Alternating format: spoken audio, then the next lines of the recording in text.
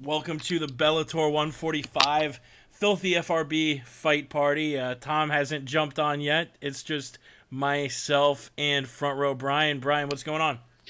Not much, man. We got a pretty interesting fight to kick this thing off with Bobby Lashley and the legendary James Thompson. Yeah, not many weekends where the Bellator card is legitimately better than the UFC card when they do it on the same weekend, but this is one of them. Like two title fights, a fight with Michael Chandler, a fight we're about to watch with Bobby Lashley. And if you are listening live, or even if you recorded it on the YouTube version, you should see in the bottom right corner a little countdown timer.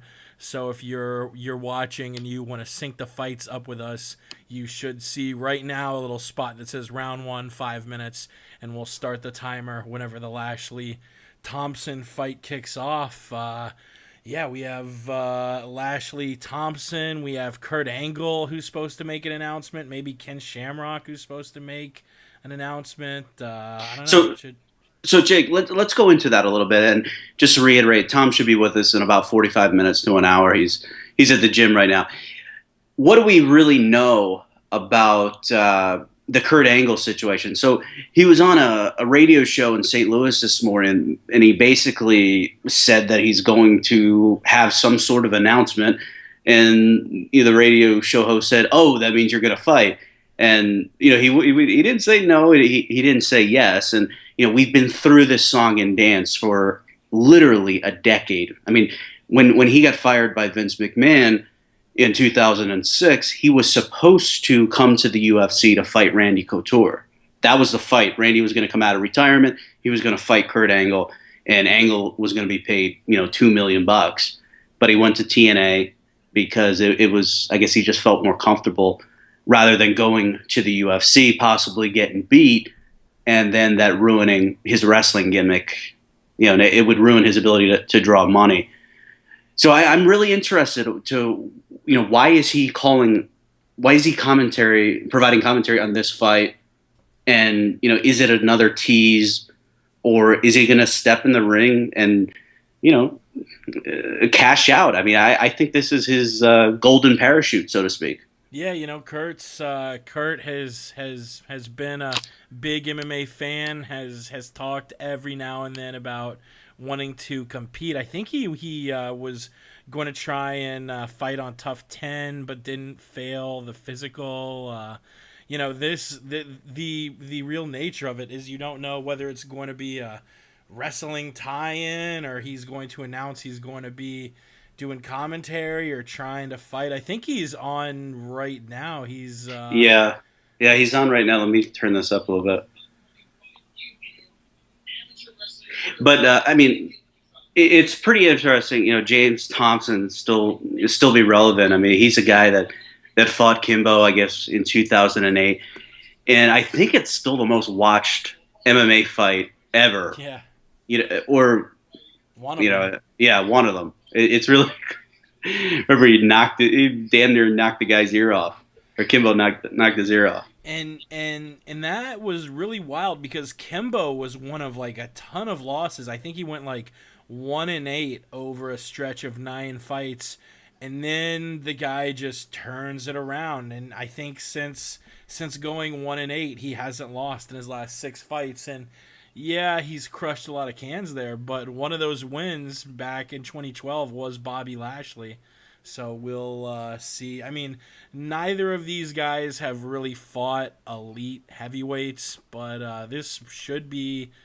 I mean, it should be a fun fight for all intents and purposes. It's so difficult to really say if Bobby Lashley is any good as a fighter. I mean, this is a guy who refuses to fight anybody who is a decent fighter. Like after that Chad Griggs fight, when he got beat in Houston, he just he didn't want to fight anybody good. And I know one time in Titan fighting, this is the previous version of Titan, he fought somebody who was a blown up 185 pounder.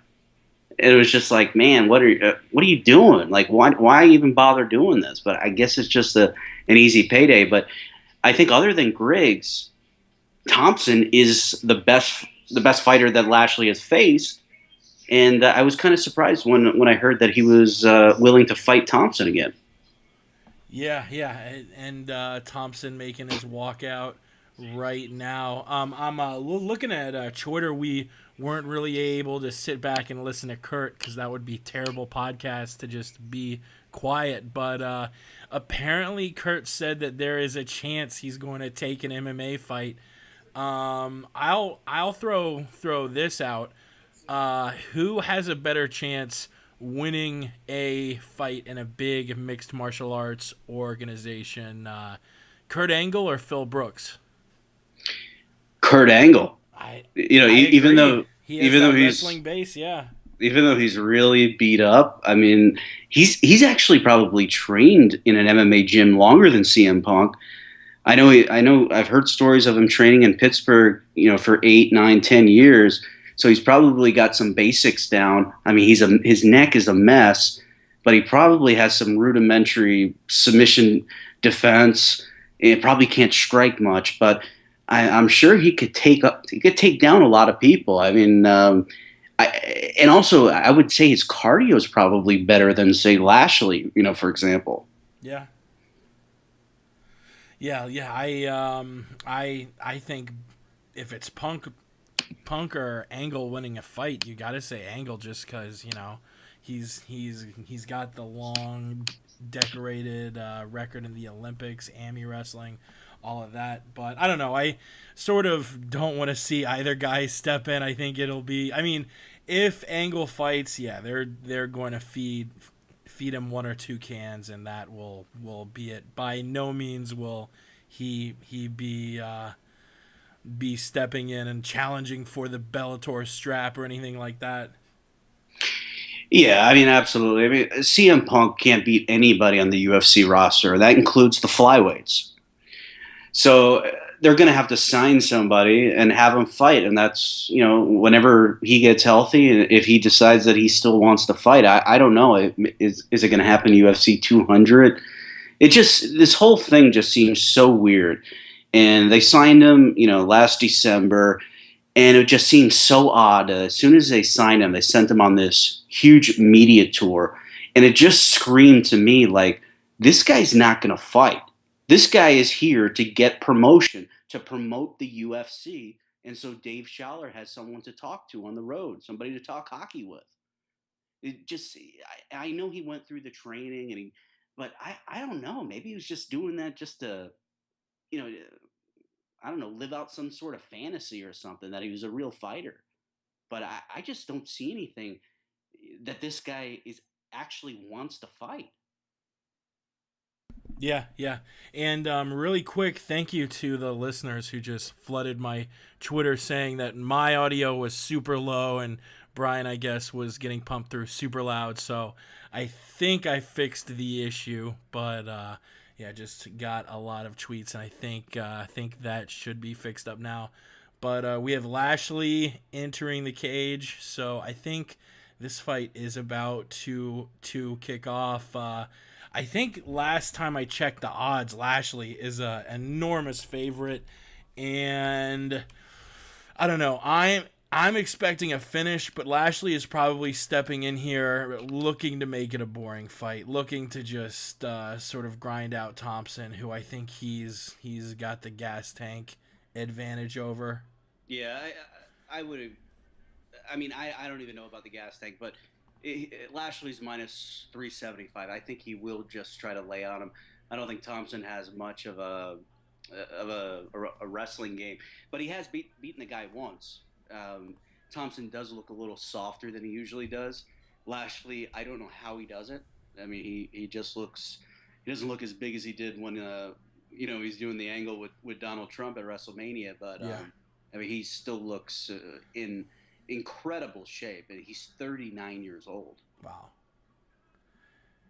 Yeah, I think Lashley trains over in Denver at Elevation. Back when I lived in Aurora, I know I lived like a half mile away from the gym he owns there. I don't know if it's just one he owns and he doesn't train there frequently, but if he does live and train there, then he'll probably have a gas tank over a lot of people.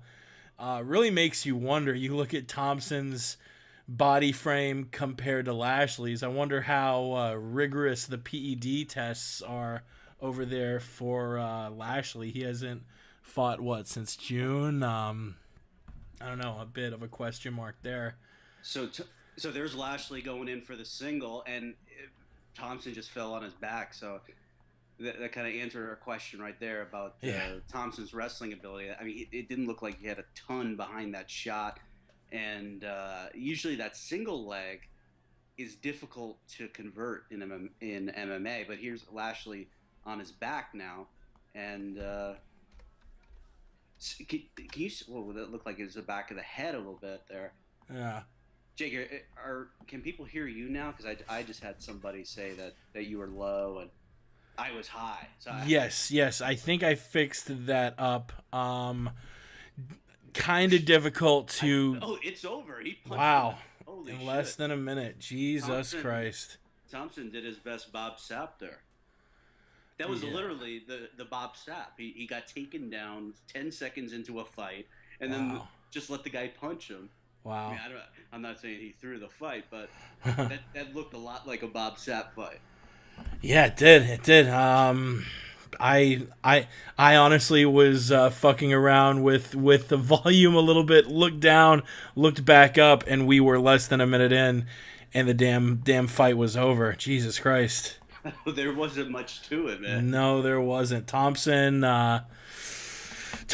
what? He's not a spring chicken either. He's 40, 36, yeah. 36. It looks like he's holding the back of his leg. I wonder if he had some kind of hamstring injury here. Yeah, leg injury and knee. I don't know if that left leg buckled a little bit when Lashley went in for the single. You could see him grimace.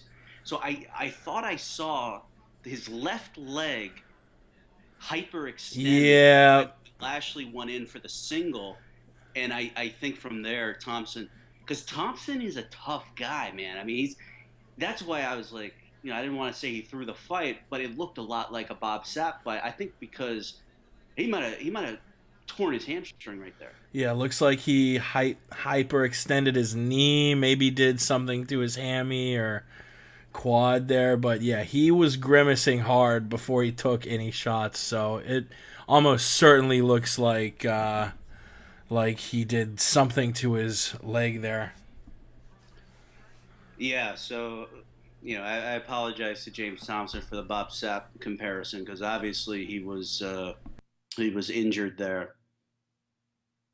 Well, shit, nice start there. I don't know. I guess the next fight is the Chandler Rickles fight, which that I think is like the most one-sided fight on the entire card. Yeah, but before we get to that, I mean, where do you go with Lashley right now? And I think a lot of people would say throw him in there against Kimbo Slice. And I think that's certainly a fight that would garner a lot of attention. A lot of people would tune in. It could headline that tentpole event in Houston that they're doing in February. But is that the fight you want to put Kimbo in? Because Lashley will take him down from the second the referee says fight. Yeah, right.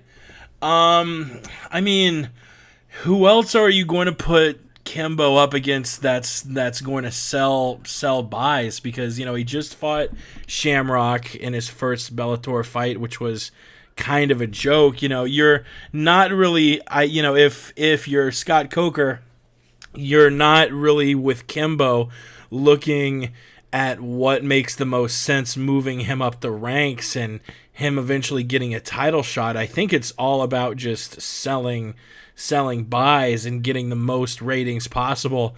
And there aren't really many guys at heavyweight in Bellator that are gonna sell with Kimbo. You have guys like, I'm looking at the Bellator roster right now, and almost every heavyweight I've never even heard of. I know of Justin Wren, I know Bobby Lashley, I know Minikoff, the current champ, Shamrock, the rest of these guys, Alex Huddleston, Josh Diekman, Augusto Sakai, Dan Charles. No, none of those guys are going to work. I think James Thompson could work. I mean, as long as his leg's not that injured.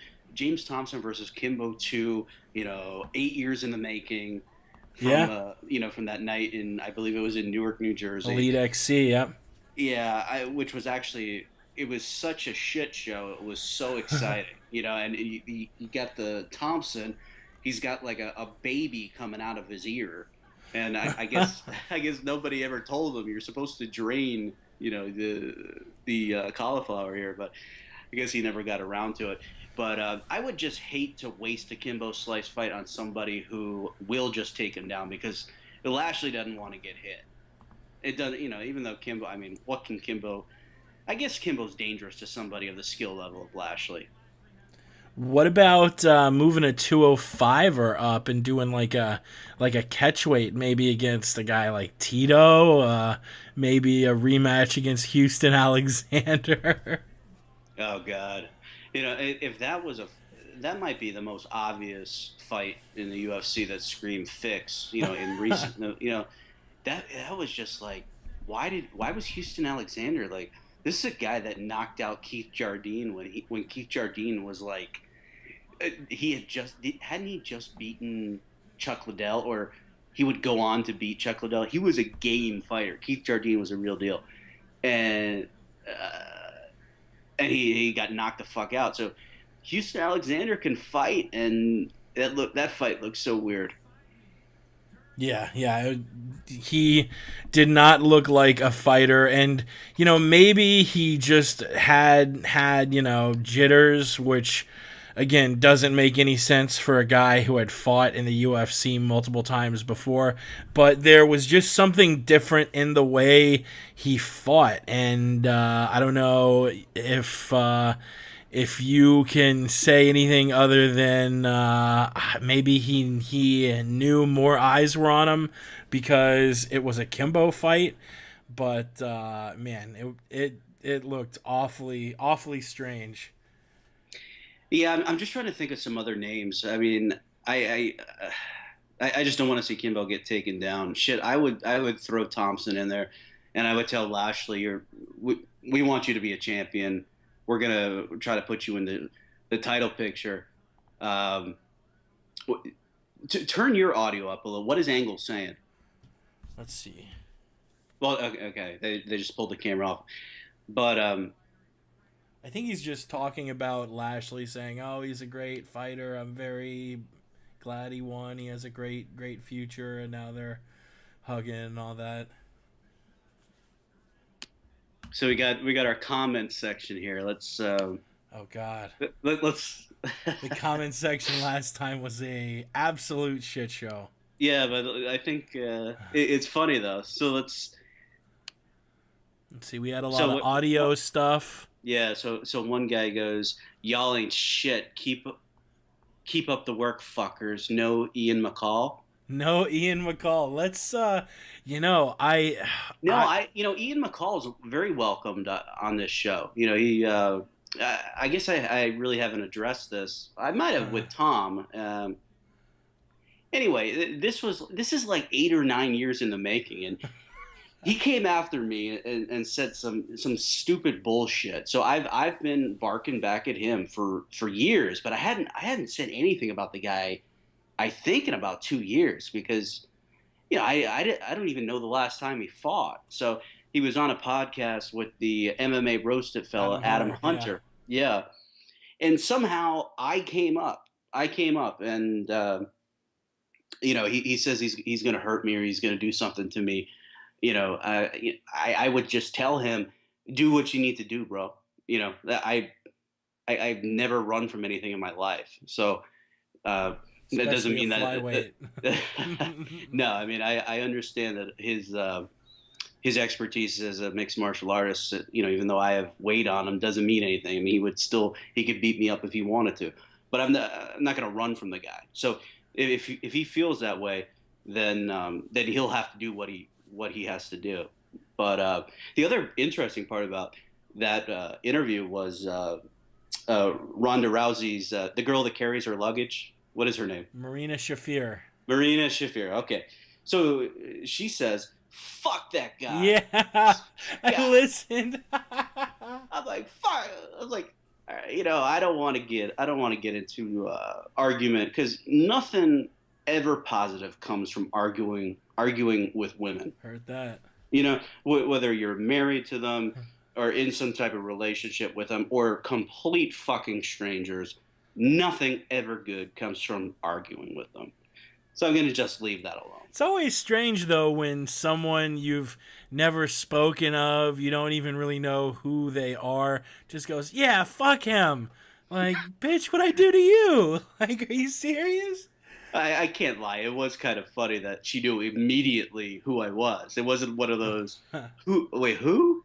It was like, it was immediate. As soon as McCall mentioned my name, it was, fuck that guy. Speaking of Ronda's luggage carrier, that's been an interesting narrative the last few weeks. I mean, it has been one terrible story after another, from the whole Travis Brown thing to Ronda's mom saying she wanted to run over her coach, to her coach filing for bankruptcy, to something I saw people on my Twitter on Wednesday calling Lubegate, or I guess Thursday, Lubegate. It makes you wonder. She talks all the time about mental focus and this and that. Is she going to be going into the home fight with this cloud over her head? And it kind of makes me wonder. Jake, one of the reasons I'm not excited for that card, I don't know if I'll even see the card. I'll be in Singapore next week for Ben Askren's fight. And I'm really looking forward to visiting Singapore and seeing the ONE FC promotion, how they run things.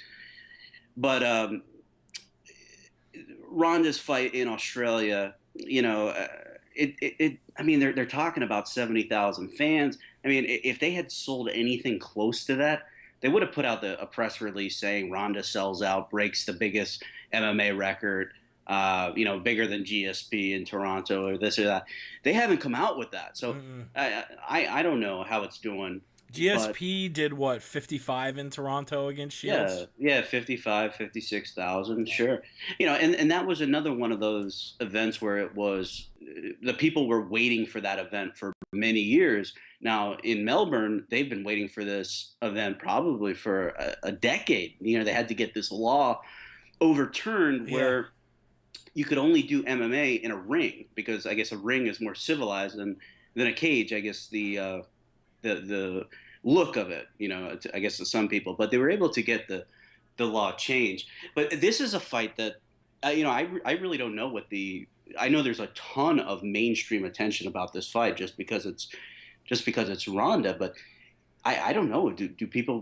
Are people going to buy this? Is this, I mean, I'm not looking forward to it because it's a horrible card. It's a bunch of people I've never heard of, and you got a co-main event, another champion that's being force-fed, this Polish girl, and being totally forced down her throat. And this is a girl who got beat last December in Phoenix by a Brazilian girl. And the judges fucked it up totally. And they're talking about this girl like she's a prime Chuck Liddell. Joanna Jędrzejczyk, and everybody is following along because she beat up Jessica Penne on an internet stream. Jessica Penne is a good fighter. She's actually dating a good friend, one of Chael's best friends, a guy that I know named Daryl, who is a wrestling coach for a bunch of guys in Southern California, including Jake Ellenberger. So I don't mean to insult Jessica Penne, but she's not a very good fighter, and so she got boxed up by Joanna, and the other girl Carla got boxed up, and now we're talking about her like the 115-pound Ronda Rousey, and that's the co-main event. That's an event that would be on a broken internet stream on Invicta, 18 months ago. And they're trying to throw this shit together, put this shit in a bag, but tell you it's gold. So, I say keep it. Yeah, this is one of those few events where you might actually have the casual fan, the casual sports fan who knows a little bit about MMA, they'll be paying more attention to it than the hardcore fans, because the hardcore fans know. I mean, this is the first card since I've followed the sport where the main and co-main are both so one-sided that both of the favorites, I think, are greater than a minus 1,000 on the sports books, which basically means they're more than 10-1 favorites, which is insane. Yeah, it is. I mean, I even said, I forget what show I was on. Maybe it was my own, but I said that Betch at, I think she was plus 1,200 or plus 1,300. I said, that's not even close. Ronda should be like 50-1. This Betch is terrible. I think Betch versus Ronda was the most one-sided fight the UFC has probably seen since like UFC 2. Yeah, I mean, I told everyone who would listen how bad Betch is. She's terrible. 4 years ago, she had never even trained MMA. She was studying to be an accountant. I mean, in Brazil, that's like training to be a cashier at Taco Bell in this country. And we're supposed to believe that she's a tough fighter, and because Ronda Rousey face planted her in 34 seconds, that this is, we were supposed to be so impressed. I walked away from that pay-per-view saying, I'm glad I fucking streamed it. She has a vertical jump of about like 4 inches. Yeah, it was one of the biggest head scratcher fights. And if you're Miesha Tate, you have to be pulling your hair out. You have 4 back-to-back wins against legit women. The last one being a pretty one-sided fight against Jessica Ai. And you have Betch get a title shot for the only reason she got a title shot was the talking she did. And now Holm gets a title shot. Holm, I think she beat Rocky Pennington by split decision and then beat Marion Renault via unanimous. And now she's getting a title shot. So now Miesha is going on the MMA Hour saying she's thinking about hanging up her gloves, and I don't blame her, honestly. Yeah, but one of the things, Jake, she started talking a lot, and I'm very sympathetic to Miesha's case here. She started talking about how she has all these other opportunities outside of MMA. What Miesha needs to understand, and I hope her management is telling her this, that those opportunities exist because of the UFC platform. She needs a UFC platform or a Viacom platform to continue to get these gigs where she's signing autographs and getting $10,000 and then flying back home, getting 10 grand for 6 hours of work. Those types of gigs don't exist unless she's on national TV. So, and the other thing she said, I'll just go work for Fox. Well, guess what? If she's basically called the UFC out, if she takes her ball and goes home because she's not getting the title shot, Fox will not employ her. Fox is another wing of the UFC. They do anything the UFC says, Fox will do. With there's some exceptions. They'll fight and they'll compromise on certain things, but she's not going to be able to walk away from the UFC and say things about them and then walk right into a great position with Fox. That's not happening.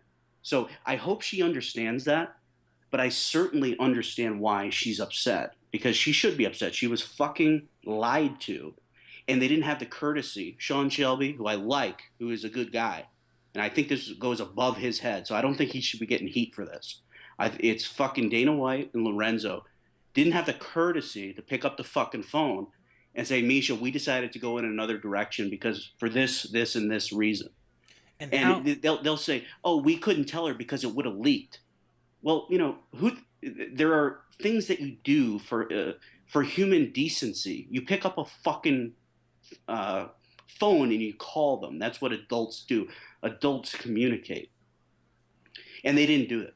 Yeah, and this isn't a one-time thing. We've heard so many fighters say, "Oh yeah, I found out I got a fight, or I found out I didn't get a fight because I was on Twitter."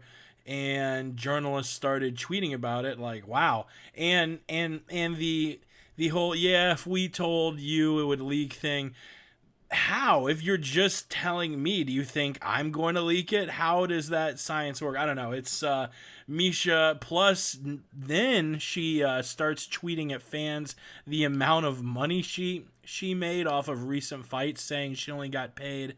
I think she said she got paid $150,000 for that recent Fox card. No, she said she got paid less than 150,000. So, Jesus. I mean, that could mean that she probably made, I think she's in the 45 and 45 to 50 and 50 range. So she probably made around 100 on the purse.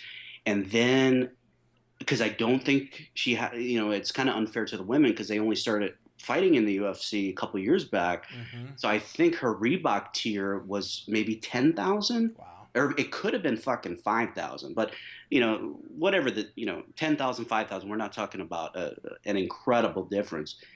So, it's possible she was very used to making 3, 4, 500,000 with all the various sponsors, and then for that Chicago card, she only had her purse, and then the pittance that the Reebok deal allows. Yeah, and last night on the MMA podcast, I was talking with my buddy Pat for.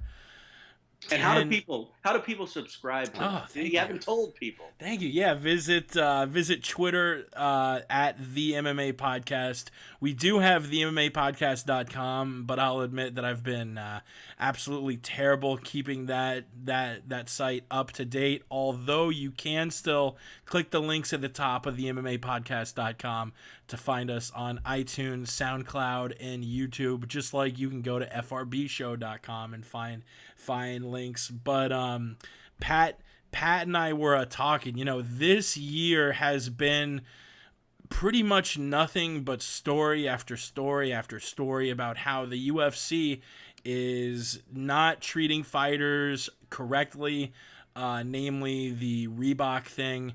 And it's just more and more and more and more going into this trend. And I'm wondering, if you would have asked me a year or two ago if the UFC could lose their stranglehold on the sport like the NFL has with football, the MLB has with baseball, etc., I would say no way. But now I'm thinking more and more the UFC might be slowly losing that grasp, that monopoly that they have on the sport of mixed martial arts. It's crazy. Yeah, let's hope so. Because the way that they're presenting the sport has gotten so stale, and the way that these stars are just forced down our throats, and I'm really not enjoying it. And one of the reasons, I wanted to do this show was, in a small way to help promote an alternative. Not that I have the biggest audience. It's not like it's Ariel, doing this show, but to throw some attention onto Bellator. And then the other reason being that tomorrow night I'm going to be busy watching Alabama and LSU, and I might be a little too gimmicked out to make any sense. So I thought maybe doing it on Friday night might be a better idea. But Bama versus LSU is going to be a hell of a game too. Oh my God. Yeah. But yeah, you have the UFC pushing guys like Sage Northcutt, and we hear just more and more and more Sage, while there are guys in the same division, Ally Aquina, Kevin Lee, Michael Johnson, that get absolutely zero play. And it's like, really? You're going to give the guy who has a six-pack and spiky hair play because he has a six-pack and spiky hair, but talk pretty much... I mean, when is the last time we've heard about, any of these rising guys, even up as high as Nurmagomedov? Yeah, he hasn't fought in a while, but it's fucking terrible, man. Yeah, and not to cut you off, but I just wanted to get back a little bit to the fights here because Rickles is he's made his entrance here. So just Rickles 16-3-1 has a no contest to Uber driver, John Alessio, a new new Uber driver, and I know some people are giving him shit about that, but I mean, I don't know. I mean, you probably make more money doing that than being a low level MMA fighter. I don't know. Uber is paying him more than Reebok would if he was in the UFC. Yeah. So, I mean, Rickles is one of these guys who can be a kind of a staple of the mid card scene in Bellator. I know that's Tom has said something along those lines, and that he's a fan of him. Michael Chandler, he's coming off a win against what is it, Campos? Mm-hmm. What's the guy's name? Campos, Derek Campos. Derek Campos. Prior to that, he lost 3 in a row and had a lot of people questioning what his future was going to look like. Yeah, he did lose 3 straight, but 2 of those were split decision losses, and the 2 guys he fought in Alvarez, Brooks, and Brooks. Alvarez and Brooks are motherfuckers, especially Brooks. We're going to see Brooks, I think, in the fight after this, which we'll talk about, I guess, the scuffle a little bit later on in the show between him and Pitbull. But Chandler's losses, none of them have been to fighters who aren't absolute beasts.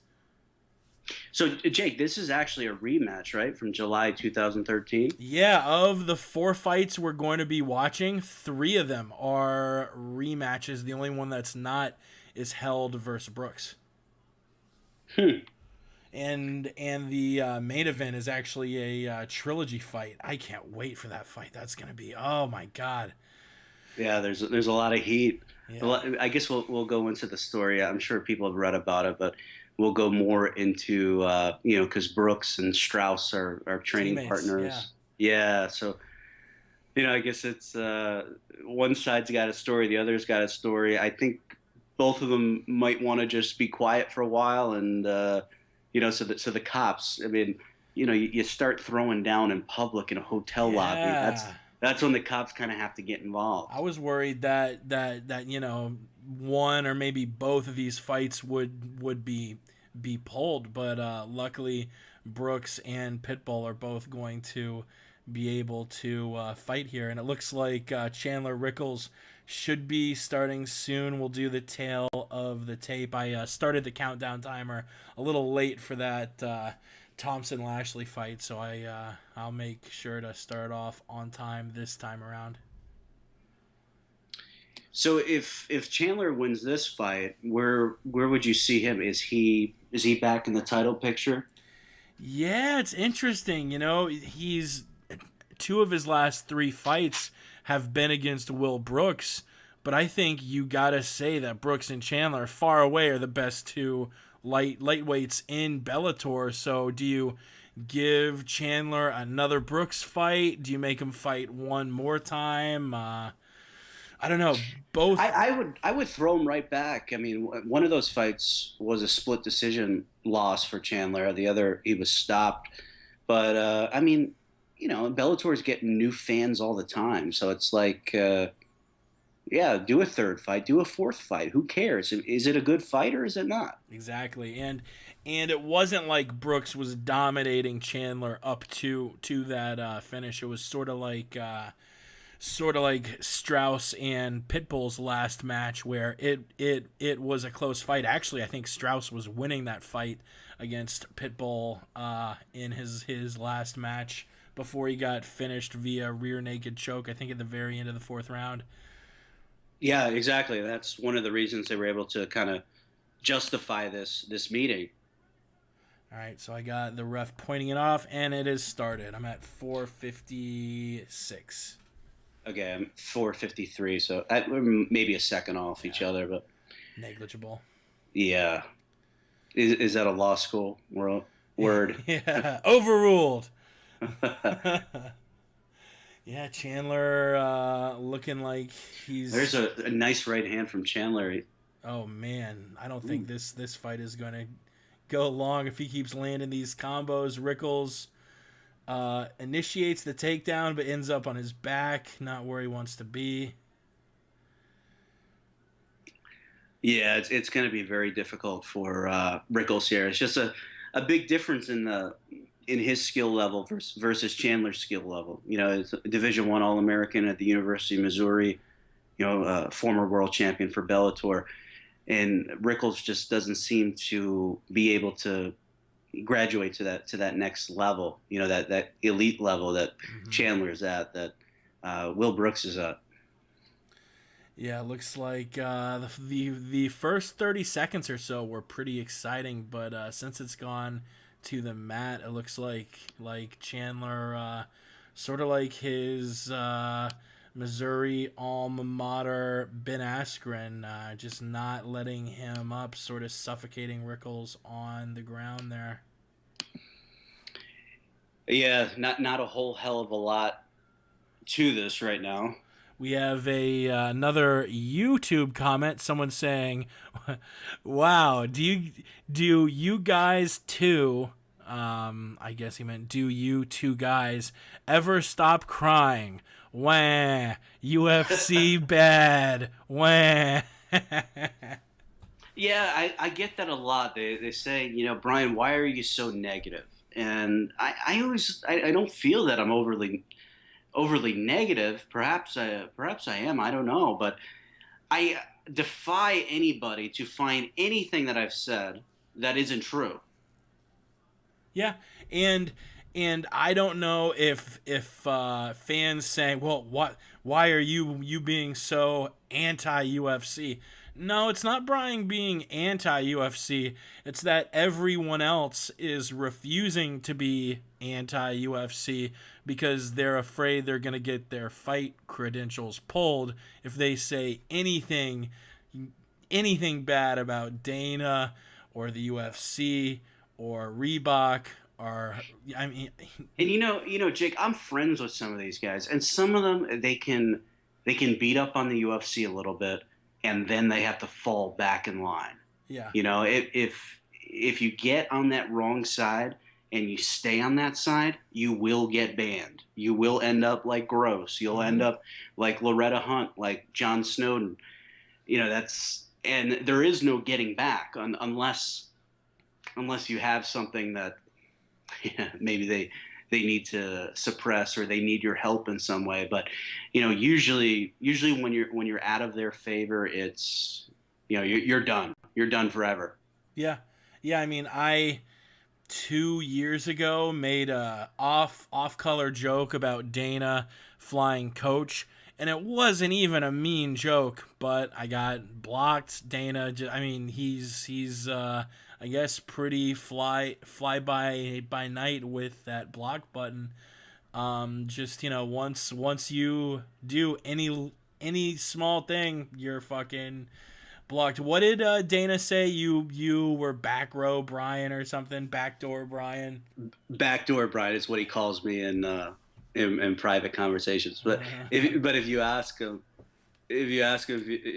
who I am, he's like, I've never heard of him. And it's like, what are you talking about? It's like an ex-girlfriend. The night before the Vitor Belfort Anderson Silva fight in Las Vegas, you told me the GSP fired his manager, and I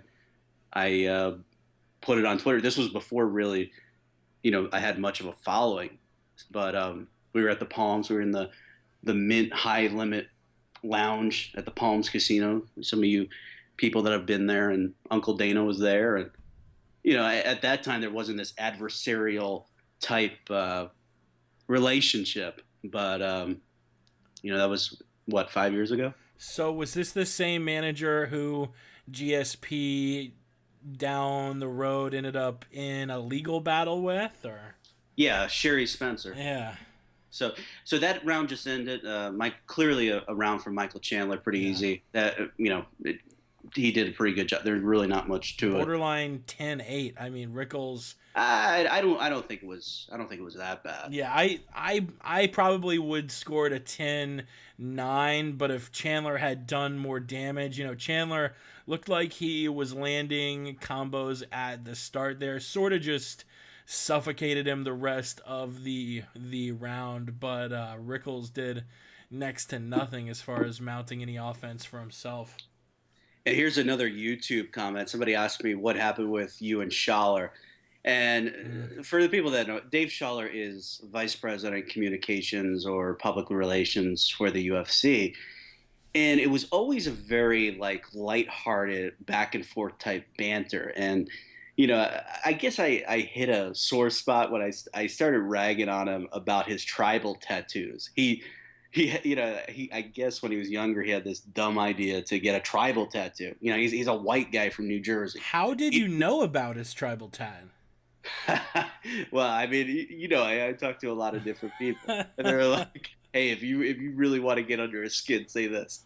Oh my god! So, yeah, so it started out like really innocently, like not even bad, like no like ill will towards the guy. I would see you all like having fake fights about Bud Light and Coors Light. It seemed like honestly, when I first saw the tribal tat joke, I just thought it was the two of you sort of poking fun at one another like you always do. Yeah, and I always thought it was like that. And then he started like saying some stuff. Chandler with the takedown there, more of the same. Yeah, more of the same. Then he started saying some stuff that wasn't true, and I was like, all right, well, if you wanna start saying bullshit, then I'll start talking truth. And then I went in and how he quit the UFC and how he took a job with Kevin Harvick Racing, which is now out of business. So he dodged a bullet there. But the UFC wanted him back. So he came back and they gave him he was a director and then they made him a vice president. So they wanted him back. I guess he does a nice enough job. But, to me, that was something that I'd known for a very long time that I never said, oh, Chandler just hit him pretty hard, knocked him down, and now has him in a front lock. Guillotine. So basically, that was my way of saying, don't get fucking smart with me, jabroni. I'll smack you, any time, any place, any way I want. I'm a few steps ahead of you. Don't get fucking smart with me because I will start fucking shooting truth. Ooh, Rickles' nose might be broken. There's a lot of blood on his face. Chandler tried to crank in the guillotine. Rickles turned out of it. They gotta think about stopping this. Chandler is just unloading on Rickles. Rickles trying to stand up. Chandler relocking in the guillotine. Looks like Rickles might be able to turn out of it again like he did last time. That blood. If things slow down here, I could see the referee wanting to take a look at the... That's not a drip. Blood is pouring out of his nose. Yeah. Oh, my God. Chandler following up with more strikes. Started to try and take the RNC. Rickles just... absolutely nothing. I mean, Jesus Christ, if Rickles can make it to the corner, this is a 10-8, maybe a 10-7. This is one of those situations when guys are just too tough for their own good, when you should probably just let the guy take a submission. I mean, the referee should call it. Thankfully he did. Yep. Yeah. 159. Yeah. So, really impressive win.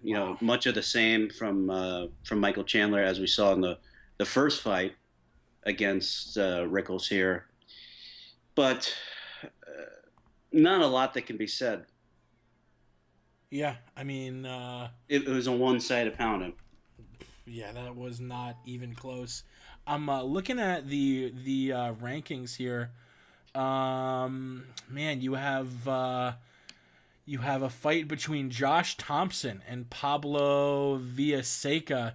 Do you Josh will probably win that. Do you make maybe Brooks, maybe after he defends his belt against Held, it would make sense for them to make a super fight between Pitbull and Brooks, especially after this dust-up in the hotel. Do you maybe make Josh Thompson versus Michael Chandler for a title shot next? I'm always for building multiple title contenders rather than eliminating one. Yeah. And I know they spent quite a bit of money on Josh Thompson, and he's a Scott Coker guy, a Strikeforce guy.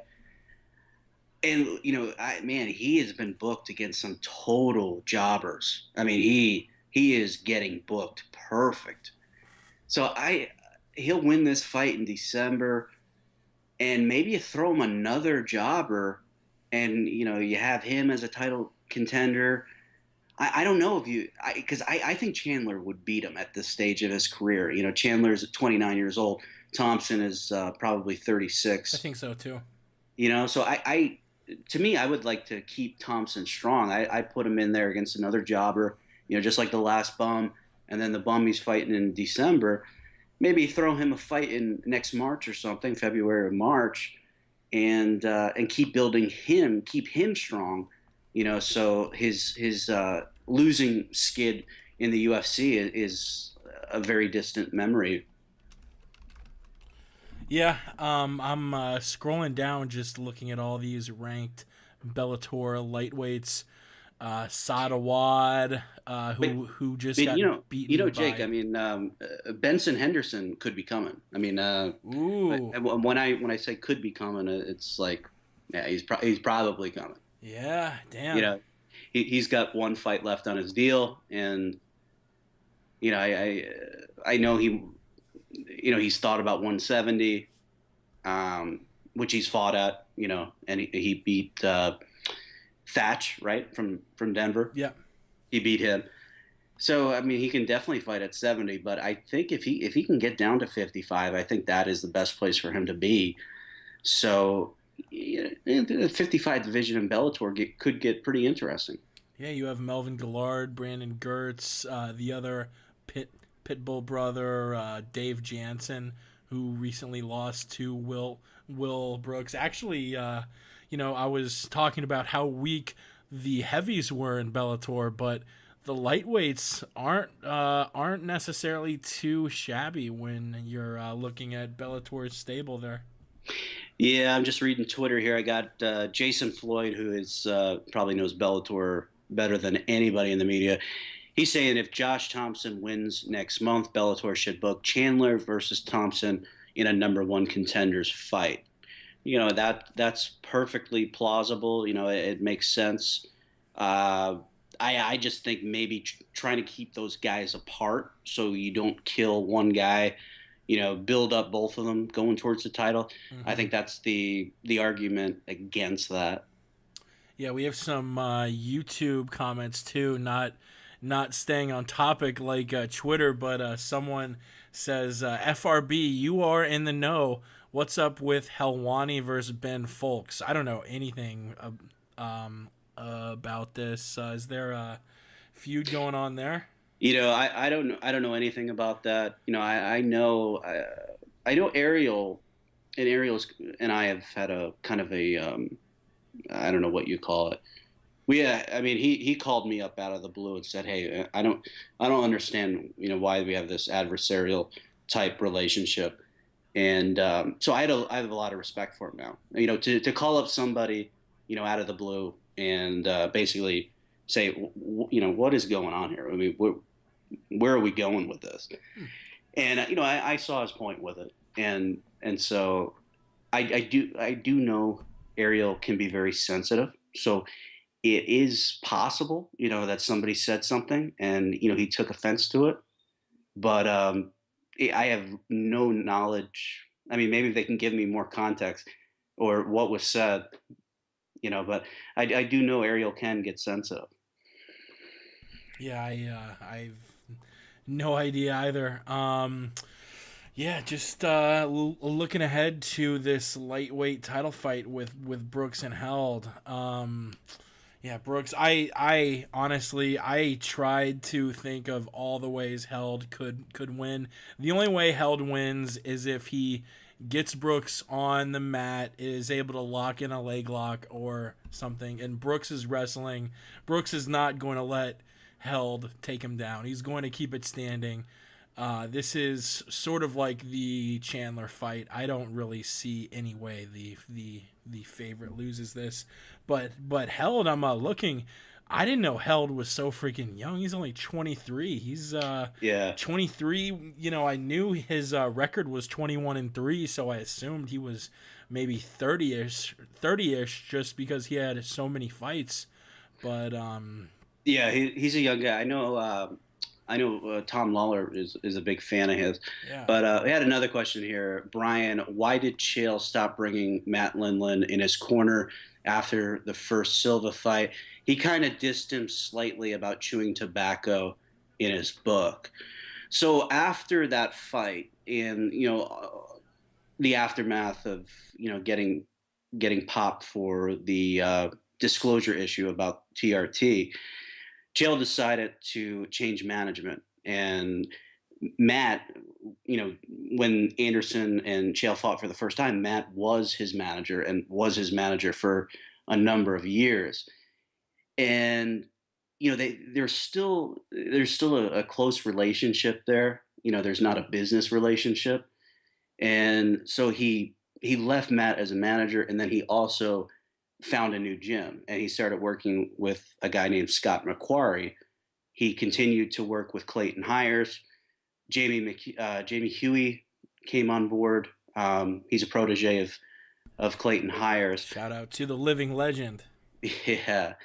So there was some, there's several things. I mean, Chael has known Matt since Chael was in high school, and Matt was a star wrestler. Chael looked up to him, still does, and the stories about Matt Lindland are just incredible. They're like, these stories can't be true, but they are. Some of them I can't even really repeat because it kind of incriminates Matt Lindland, for being the tough as nails guy that he is.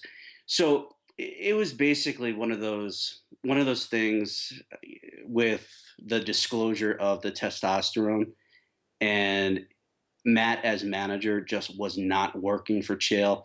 And I think a lot of people don't know, Chael was not a full-time fighter until after the first Anderson fight. I mean, he had a regular job. This was just something he did because he loved doing it. He wasn't making a lot of money. And I think when he was on the small time, shows, or, fighting for Bodog or whatever, having Matt handle his affairs was fine. And then when things started to get a little bit more complicated, the media obligations, talking to the commissions about the testosterone replacement therapy, he needed the management that was going to be able to meet those needs. So he went over to MMA Inc. on the recommendation of Uriah Faber, who is a part owner in that company. So it was just one of those things where, not a lot of ill will. I mean, those guys still talk. They still hang out. Chael speaks about him in glowing terms, but it just wasn't a good situation. At that point in Chael's career, Matt just couldn't help him anymore. And Matt took offense to it. There was a period there where Matt was upset, that he wasn't chosen to be a coach on The Ultimate Fighter against John Jones. So there was some ill will there. But one thing, Chael is very, very loyal. So it wasn't a tough decision to move away from Matt, but it was basically time. So, I know that's a very long answer, and it could probably be its own podcast, and I'm sure he'll talk about it more. But, as somebody who lived through it and was around it during the time, that's probably the best explanation that I could give you. Speaking of ill will, we should get back to the co-main event, Brooks versus Held, but not necessarily the fight. I want to talk about that dust up because it was I think this happened Thursday, where out of nowhere Brooks tweets a picture of like a bloody shirt and says, "I was talking to my mom in the lobby," and all of a sudden the Frieri brothers come up and jump me and are punching me, and he has this bloody gray shirt. Then I don't know which brother tweeted. I assume it was the one fighting tonight, who says, "No, no, no, we didn't start it. He started it. He comes at us, and we were just defending ourselves." First of all, I was seeing a lot of discussion on Twitter. A lot of fans thinking that it was a work and not necessarily a real story. I thought it was a real story just because of the blood, and if it's fake, hats off to Coker or whoever masterminded this. Well, maybe he gigged them. Yeah. He gigged himself, Yeah. I the mean, hard way. I mean, you think this was real on a shoot, right? Are you on the Ramses bandwagon that all of this was a work? I haven't read enough. I want to see the different accounts of it, because I know, just because of the language issue, I know that people are automatically going to jump on Brooks' side. But it does seem really suspicious to me that both Pitbull brothers were involved. Yeah. It's like, and Brooks made a big deal about it. I mean, I don't know. If Brooks got bloodied fair and square, would he run on Twitter? And I think he actually, I don't know. I need to do more research, and has there been any articles out there that has kind of broken it down? And No, no, they, I haven't heard of any witnesses. I know it was on camera, and apparently the police got their hands on that. so But here's so yeah, we here's have King King Mo, Mo. Gabby Garcia, Babalu Sobral, and that's the niece of the Barbarian, who used to be the tag team, the Faces of Fear, with Meng, aka Haku. So I guess, is Babalu and King Mo gonna fight? Yeah, I think this is the Sakikabara announcement. They're talking about New Year's Eve. Closed caption is having kind of a hard time keeping up with this Asian fella talking. You have Gabby Garcia squaring off against this girl with a pretty epic Schaller like tribal tat. A little pushing and shoving. Jimmy Smith and King Mo step in to separate them. Yeah, I mean, Bellator. I mean, I like the effort, but these face-offs. They really seem to mess them up. I mean, that looked really bad. What? That I mean, you gotta. I mean, I've seen it. I've been in the back in professional wrestling. Pretty high levels, and I've seen, like, they go over it and they say, well, if I do this, then you're gonna do that. Then and they figure it out, and that just looked like nothing went into it. It was fake.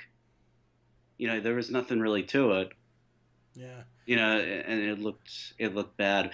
But what did that thing say about the qualifier? I don't know. It looked like a giant check, but it wasn't a check. It just said like Risen 2015 New Year's Eve tournament qualifier. That was very strange. I honestly have no idea what the fuck just happened. I don't know Well, why Babalu was out there.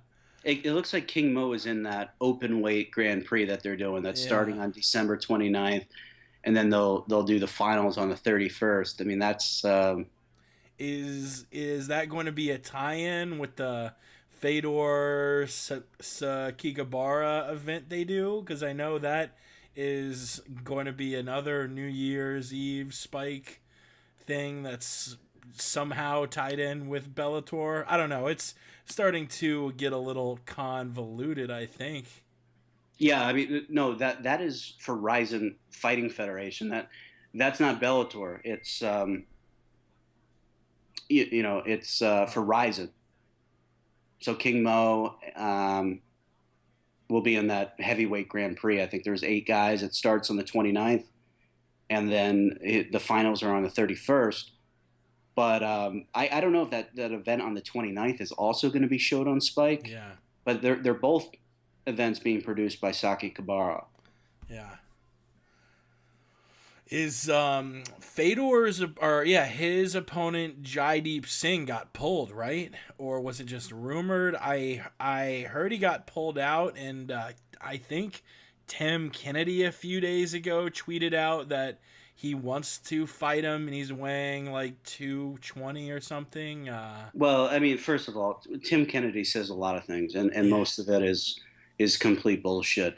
He has a valid contract with the UFC. He's not going anywhere. So that's definitely, I mean, Vanderlei can't even get out of this contract. Never mind Tim Kennedy. Yeah. So it might be that Indian kickboxer, because apparently he is a well-known commodity in Japan. He lives in Japan. Whereas, in this country, I had to Google the guy. I mean, I think, what is he, 1-1 in MMA? I think so, yeah. Yeah, I mean, I don't know. I know Bellator. They're trying to promote this Ryzen Fighting Federation. This just seems like an epic disaster. Yeah, you have Bellator going, you have Ryzen going, you have Kikabara going, you have these weird tie-ins with TNA. It just seems like they're trying to put their fingers in way too many pots here. Yeah. All right. So Filthy Tom Lawlor is ready to go. Let's Nice. add him to the call.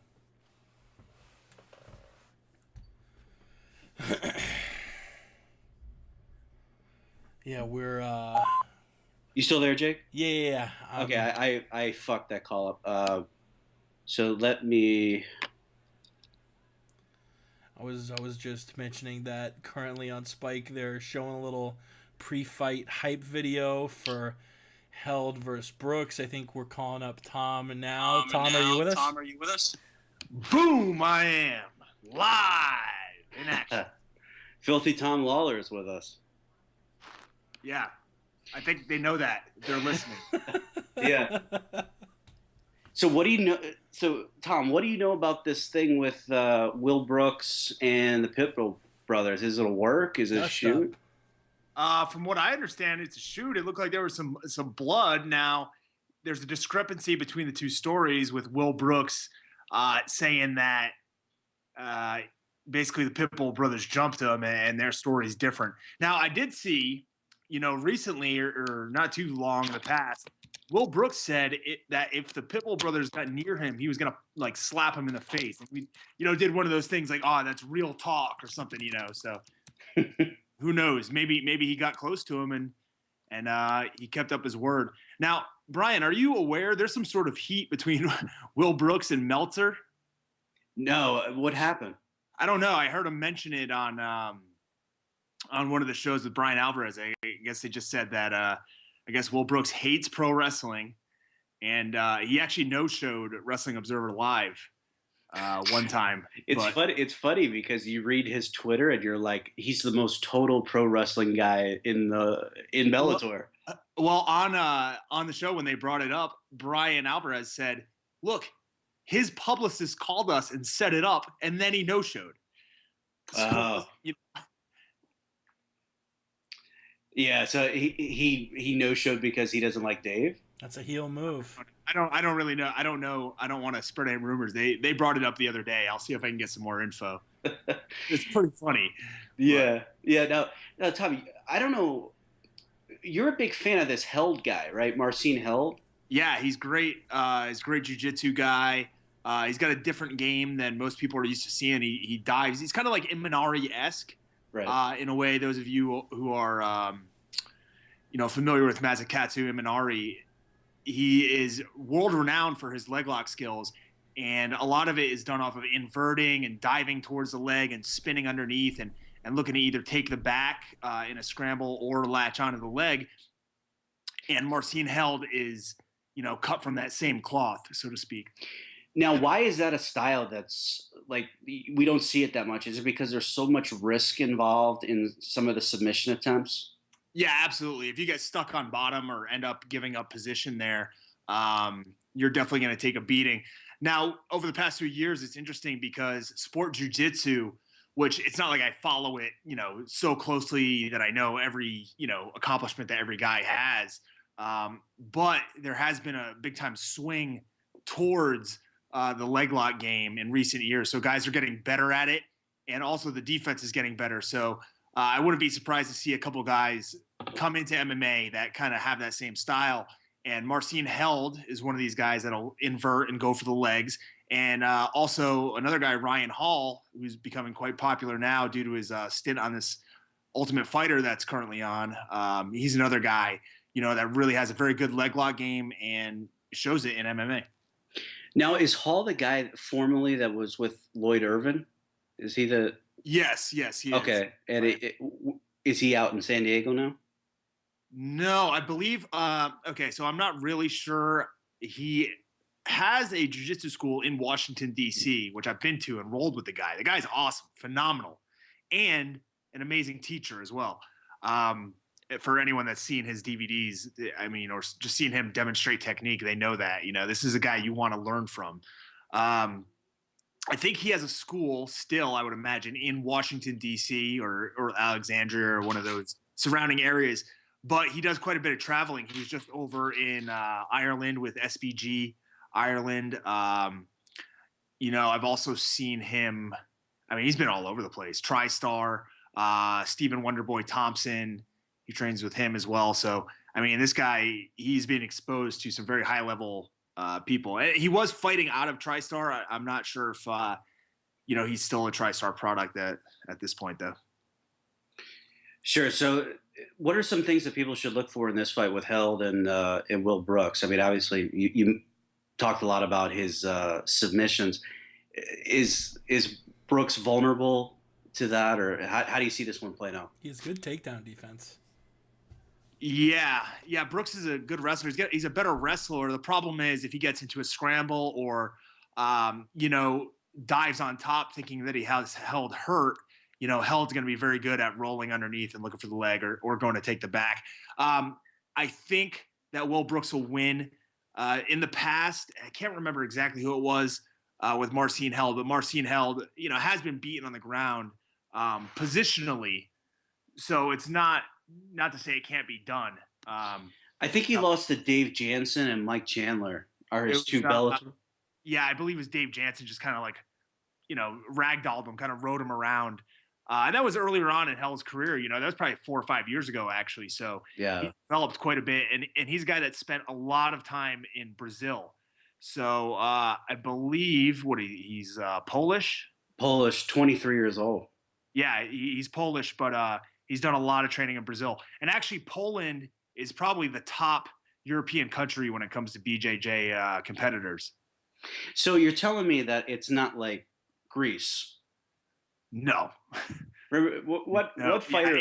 What fighter was that they said he's the two-time Greek? It's Anthony Christodoulou. Yeah, they were playing that up, man. Man, he sucks. He should not. He should never have been in the UFC. That guy's terrible. I felt so bad.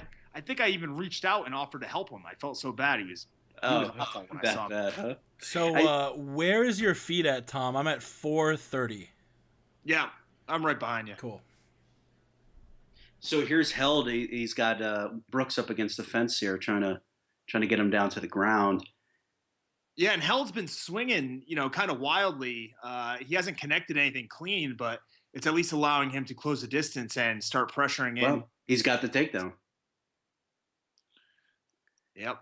And that's a move that we don't see, enough in MMA, I think, especially with the cage to someone has their back on the cage. You can kind of step over the leg that is furthest away from the cage and drag it out. And we just saw Held do that.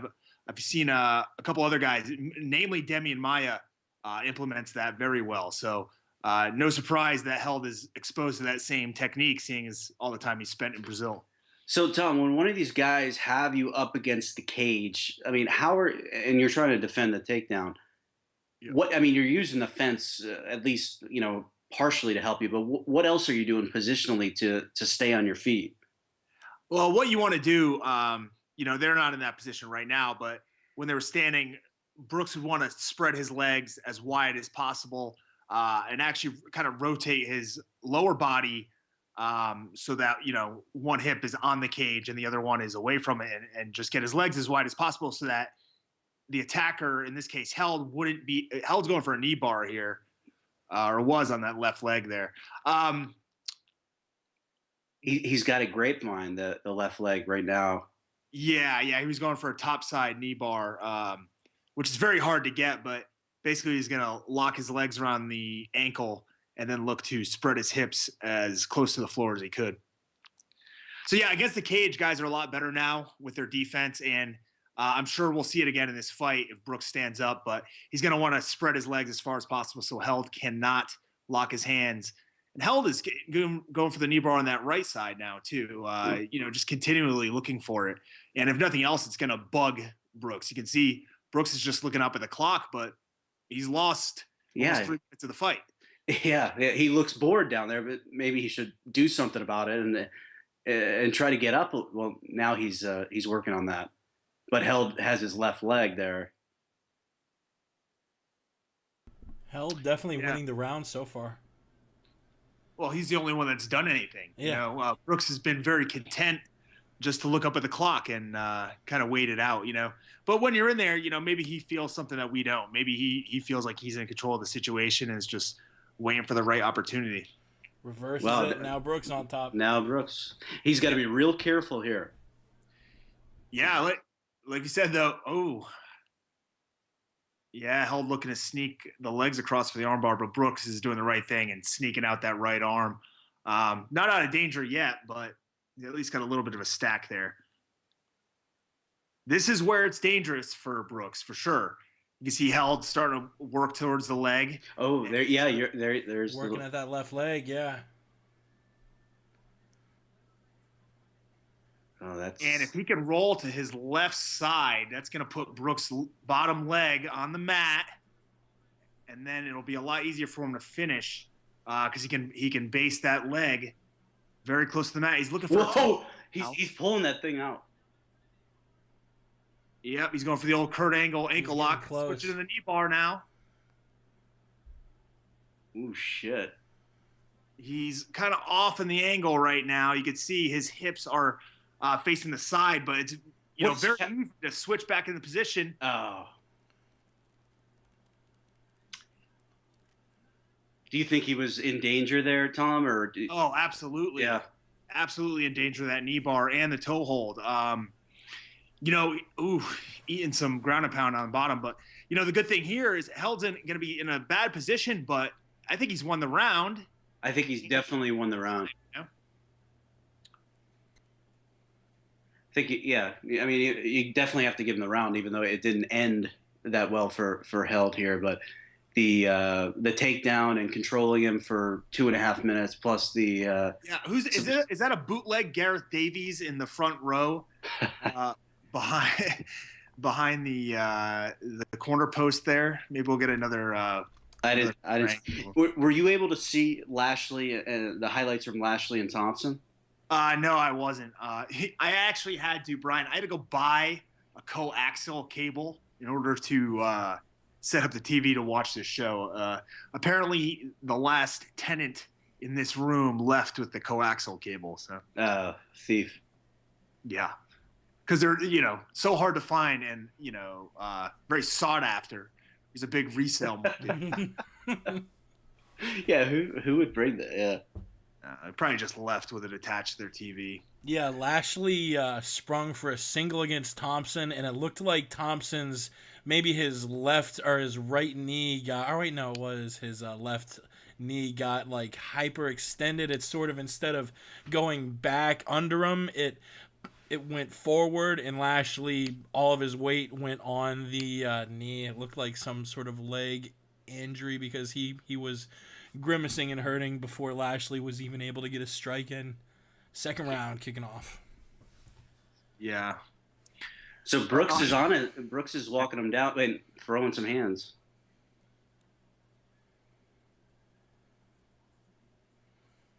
Oh, there's a takedown for Will Brooks. What is the same takedown he used in the first round. What is the name of the new commentator that Bellator has? Is it Sean Grande or Grand? Kurt Angle? Ariana Grande. Is Kurt Angle doing commentary on this? Yeah. Only the Thompson and Lashley fight. Oh, okay. What was Shamrock's announcement? Did he make that announcement yet? No. No. Okay, Marcin Held here needs to be very careful about leaving that left arm across the head because Will Brooks is now looking for the arm triangle. And, okay, so Held's able to fight out and get him back into full guard. So very dangerous position, even in full guard here for Will Brooks with Held underneath him. You can see Held is holding onto the leg and trying to sneak his legs up higher and use the right leg to off-balance Will Brooks.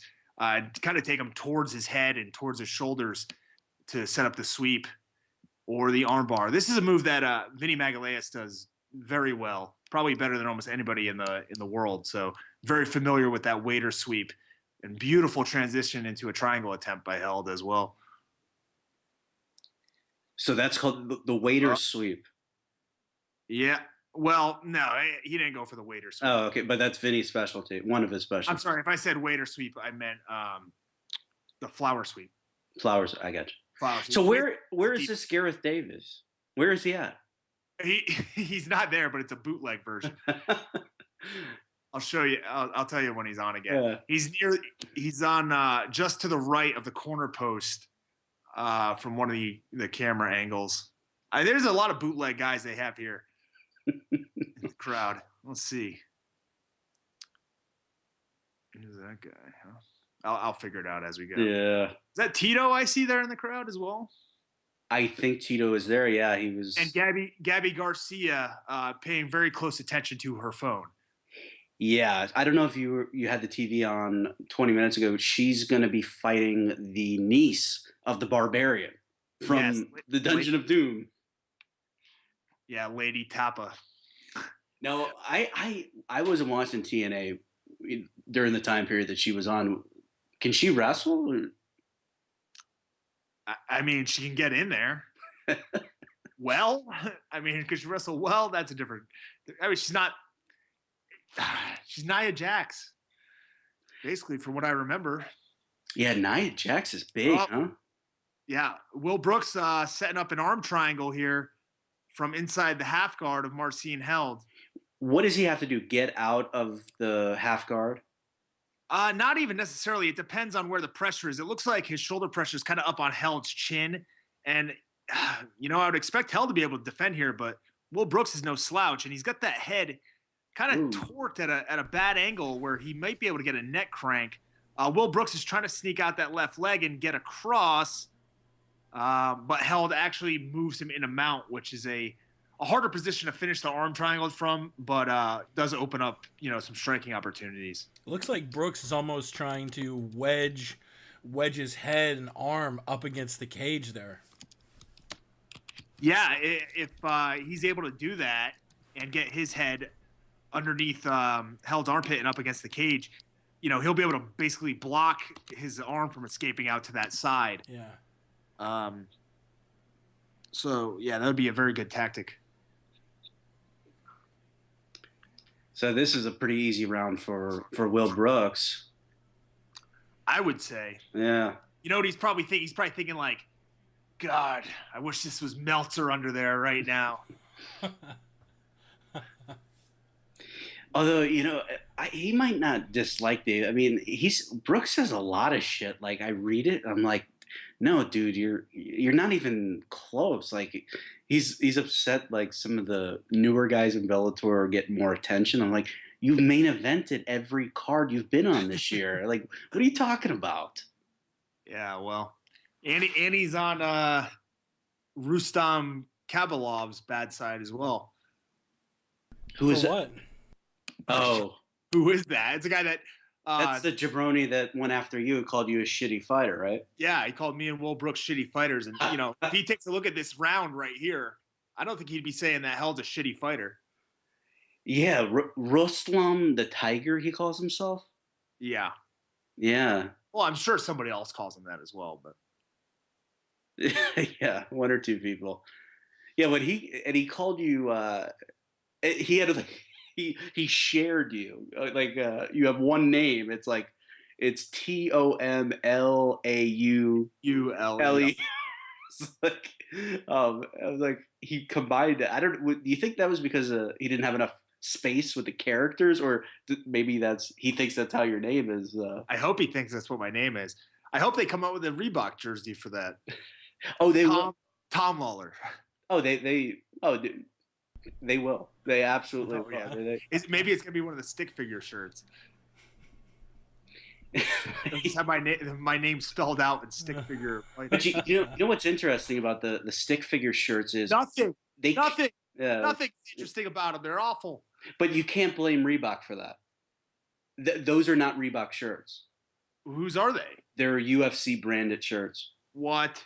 UFC came up with those? Yeah, they're only on UFCstore.com. Oh my god. Hey, they got a pretty good sponsor there, Gold Bond Ultimate. I may need to get myself some of that. I'm getting chafed out here with putting on some weight in the Vegas heat. Yeah, I wanted to ask you, how's your brain, Tom? How's the brain damage? Are you okay? I completely forgot I even had any. To be honest.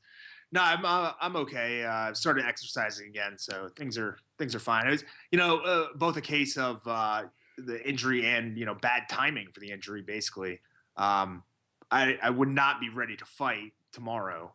And I have a doctor's appointment with the neurologist in a couple weeks. So, yeah, and how's Finn? How is young Finn doing? He's fine. Still can't see a thing. So.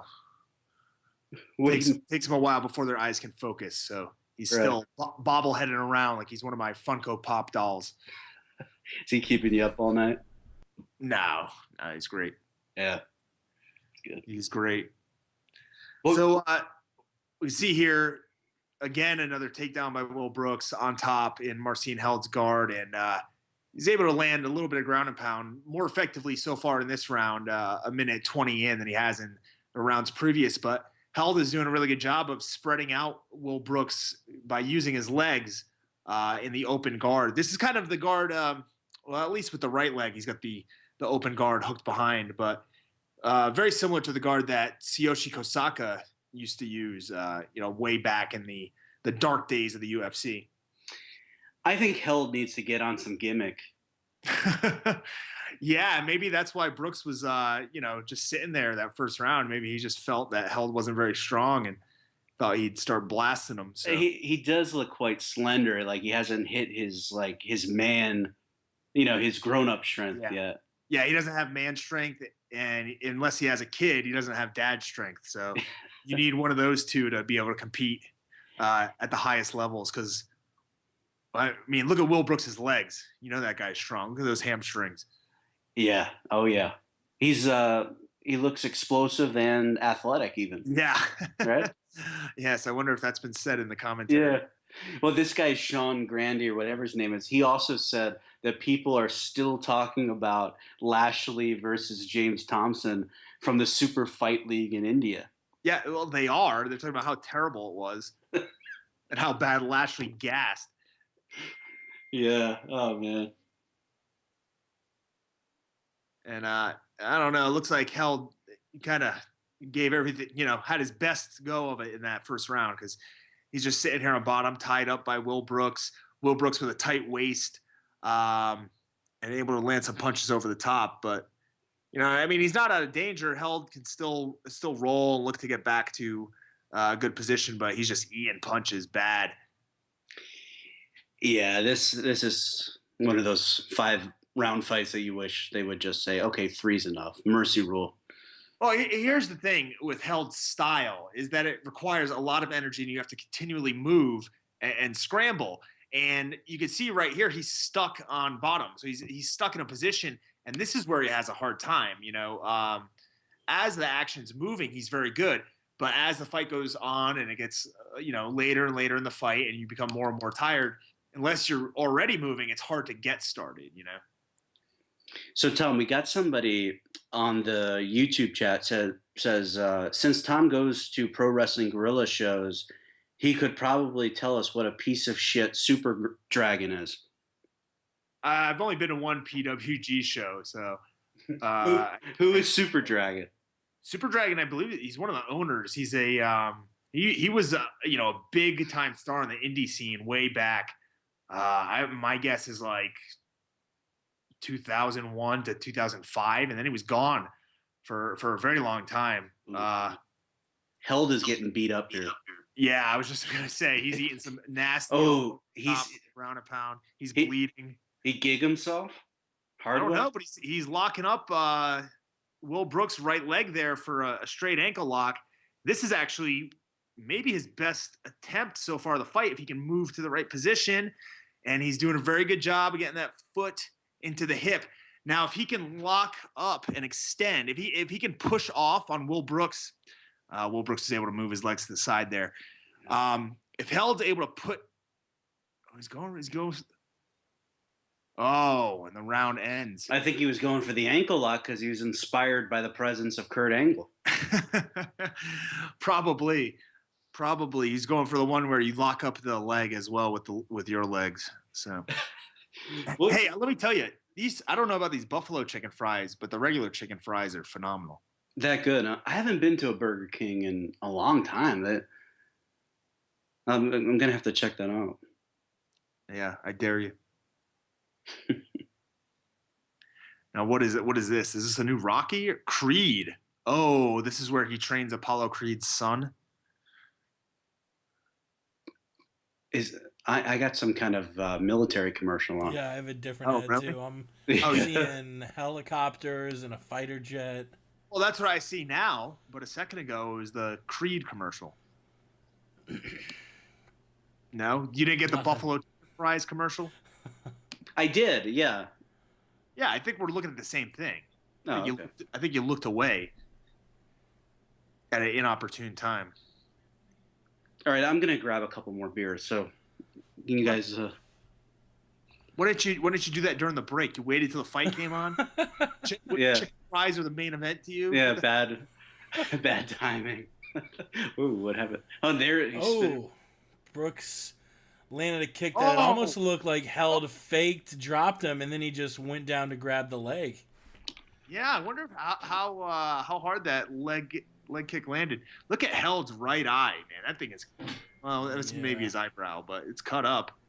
Yeah, it's Brooks not is going bleeding, the wrong way man. here, by the way, but Held has nothing so I guess he's not going the wrong way. Yeah, I do agree with Jimmy's scorecard that it's probably 2-1 Brooks. Hook.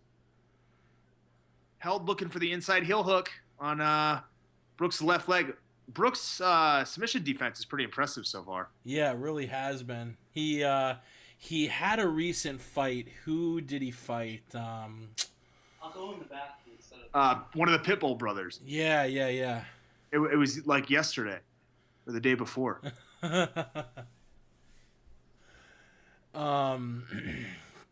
Yeah, we got Brooks now. Doesn't look like he's in any danger of being sub, just landing more sort of shots doesn't look like any of these shots are really damaging enough to threaten to stop the fight, just trying to score points. Probably knows he's up 2-1 on the scorecard, only needs to win another round and make it to 25 minutes to get the W. Yeah, the downside with that tactic is that Held's, he's dangerous. Yeah. Still, he just had some good submission attempts, even though for the majority of the time he's getting beat up. Ooh, get here now, BellatorShop.com. I don't know who that girl is, but I like her. I think this is the first time Held has seen the championship rounds, so I don't know how his gas tank is going to look going 4 and 5 rounds. He looked good against, I think he fought Patricky in that tournament final, went a full 15, didn't look gassed really at all toward the end of it. Yeah, he's looking to tie up this arm of Will Brooks here with kind of a Sean Williams guard. That move has a lot of different names, that position. Who is Sean Williams? He's a Henzo Gracie black belt. I believe Kenny Florian currently trains at his gym in LA. from what I understand. But he's a pretty well-known guy in the BJJ realm. Seems to be so many great trainers, like people don't even know they don't even know about them. Like even your guy in Providence, Tim Burrell. Yeah. Probably not a lot of guys know him, but no, I mean in the Northeast scene, a lot of guys know him, and he's well known there. But outside of that, he doesn't have a big high profile name. He's got high profile pedigree. Machado brothers, right? Yeah. And he doesn't seem like a guy who seeks out the spotlight, though. Sometimes you got to be an attention whore in this business. Yeah, he's not at all. He's not at all. So go ahead. Yeah, you can see Will Brooks is just smashing Marcin Held on top as we're way off base there a little, or not way off base. We're off base a little bit, but Will Brooks riding on top, Held in butterfly guard, trying to create space, but Brooks is just posturing up, keeping his hips high and staying out of danger. Now he's stuffing Held as he tries to invert, but Held looking for that knee bar again, and again is dangerous for sure. If he can get that leg separated and get Will Brooks' toes underneath his head towards the mat, he can really put some torque on it. But it looks like he's trying to go back to the figure four toe hold, but Brooks is able to push on his own toes to actually alleviate the pressure. And now, that was very tight, that toe hold attempt, and Brooks still defending well. Brooks is looking for an arm triangle here, but the cage is in the way, so he may not be able to get it. You can hear, Tom, your passion for BJJ. It seems like you pep up when you're able to talk about BJJ. It seems like it's your passion. Well, submissions are my passion. You probably don't realize, but I've have a very, very low percentage of ground and pound in any of my fights. Because you're always going for the submission, is that right? Not always. Sometimes I just play. Yeah. So sometimes you got to play the game a little bit. Yeah, but a lot of times I'm looking to pass or looking for a submission. I love the idea of beating somebody and forcing them to give up, against their own will, so to speak, in a way, and not doing a whole lot of damage to them or myself. What a nice guy. Yeah. It's also the easiest way to win a lot of times. And a way to get a bonus, too. Correct. And actually, if you look across the board, there's a lot less submissions in the UFC than there were back in the day. And especially up at the, the higher weights, they become more and more rare. So now, is that something you talked to our friend Reed? Yeah, I think it goes over that in Fightnomics. If not, a lot of times I can look at the stuff and kind of draw my own conclusions. It's a body type thing in a lot of ways. That's why there's less submissions in the heavyweight and light heavyweight divisions. Also, a lot of times the fights don't last as long. That's true. Yeah. And there's a greater chance of them not hitting the ground, Now, and what about, it seems like it doesn't even have to be a major city. You can find a black belt has a lot of experience and is a really good teacher, almost any mid-sized to major city in this country. So it seems like a lot of the guys, they know all the submissions. There's no new tricks. Yeah, that's the thing. A lot of this stuff is predicated on tricking somebody. Even, if I roll with a complete novice, the moves are known, okay? It's the tricks that you use to set them up, or, the pathway that you lead somebody down in order to trap them. That really is what separates you from being, somebody who's very good at jiu-jitsu or submissions or grappling and, somebody who knows all the moves. Right. It's better to be able to force somebody into a position they don't want to be in than it is to, do 300 different moves. So, and I wonder, I don't even know if there's any way to prove this, but what percentage of submissions did they happen because of superior grappling techniques, or did the guy get decked? And, he's scrambling on the bottom, and he, mentally, not saying he's taking the easy way out, but your brain tells you got to get out of this. And sometimes you give up a submission. Yeah, there's a lot of instances where strikes set up the submission for sure. And,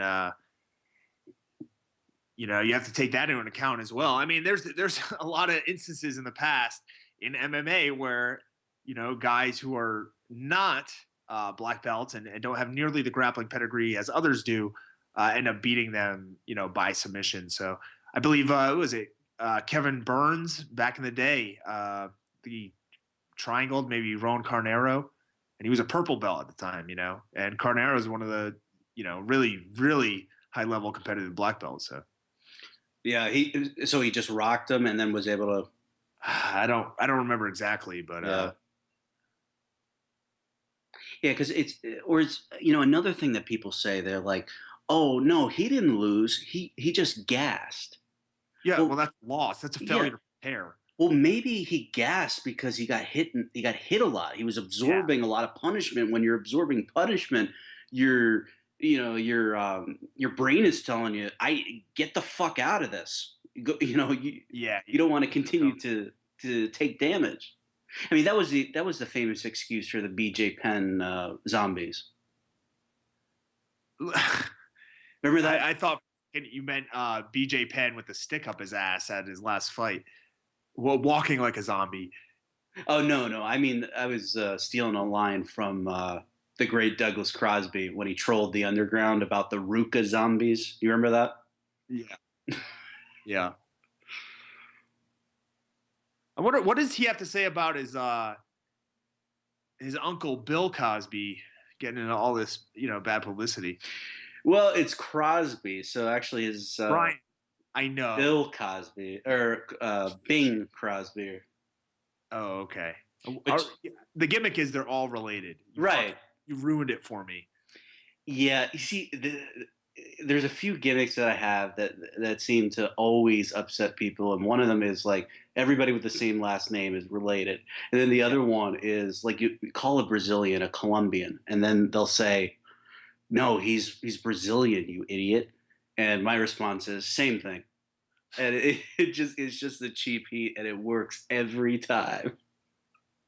The old cheap heat. Huh? Yeah, I mean, it's cheap heat, but that's the heat. You got to get it somehow. So we've basically just given up on this one. This is a one-sided pound in here. Yeah, this is unless Held can pull something out of his hat in the last 30 seconds here. This is a Brooks unanimous decision all the way. Yeah, and he's not wearing a hat, so I don't see it happening. And it's nice Tom was on for this fight, because Brian and I trying to get technical and break down fights before you came, it wasn't necessarily that pretty. We're like, yeah, he's on top. Looks like he moved his leg. Like we don't have nearly the same grappling knowledge as the filthy one. Well, I'm telling you, I mean, this is Tom's passion. He seems to love grappling, like even more than fighting. I don't know if I'd say that. Well, I mean, we talked. I thought you enjoy it more than. I enjoy it more. Yeah, I enjoy it more. There's a lot less riffraff that gets involved, I would say, on a lot of levels. Fighters are very much prima donnas. They want a lot of attention. Everything needs to be about them, and that's not necessarily the worst attitude to have, because it is an individual sport, and you need to look out for yourself and make sure you're getting exactly what you need to succeed. But it is a lot to deal with. So, and there's also a bunch of these guys that want to be full-time fighters, and they want to play video games till 4 a.m. and get up at 2 p.m. and they go work out. What do you mean? Huh? That's what Joe Lozon does. Is it? Well, Adam Page, Jorgensen. Probably not anymore. Probably not anymore because he has a son. But it's worked for him. I mean, he's. Yeah. I mean, how much in bonuses? Like playing video games at many points, though. I mean, what is his bonus money up to? Like $750. I mean, he's just racks, and those are just the disclosed ones. Although usually when you get a disclosed, when you get a performance or of the night formally, they won't give you a discretionary. I mean, Yeah. they won't double. Like I know one guy that got a 80,000 fight of the night, and then didn't get anything discretionary. Yeah. You know a guy that got $100,000 fight of the night and didn't get any discretionary bonus too. So Yeah, no, he's on the line right now. That's bullshit. Yeah. Hey Tom, my buddy Yao actually just flew to, I think, Long Beach for the IBJJF Worlds. Have you ever thought about doing any of those grappling tournaments? I did Abu Dhabi, the ADCC tournament in 2009. Okay. But yeah, I don't know. I've thought about it, but I don't know. I've been getting paid a lot of money to compete, and to pay money to go compete is a major step back in many ways. Yeah. So I don't know if I'll do that. We'll see though. Once I'm done fighting, who knows what's going to happen? I may, have a competitive desire in another avenue. So I can't rule it out. But how about this, guys? On Ken Shamrock's official website, he has an article up here saying it's true. Ken Shamrock versus Royce Gracie 3 in Houston, Friday night, February 19th, live on Spike TV. I'm going to retweet this. It's a tweet from Jeremy Botter, and it links to Ken Shamrock's official website, and it looks like on February 16th of next year, Royce Gracie versus Ken Shamrock 3. Wow. I mean, weren't they throwing that around for the first UFC in Brazil? And then, it was just like, no, guy. I think Royce was like, well, I want to fight Ken. And then the UFC was just like, we can get past the business problems we've had, but we can't put Ken in a cage. He's like 47 years old. This was like Jake, when was the first UFC in Brazil? Beats me.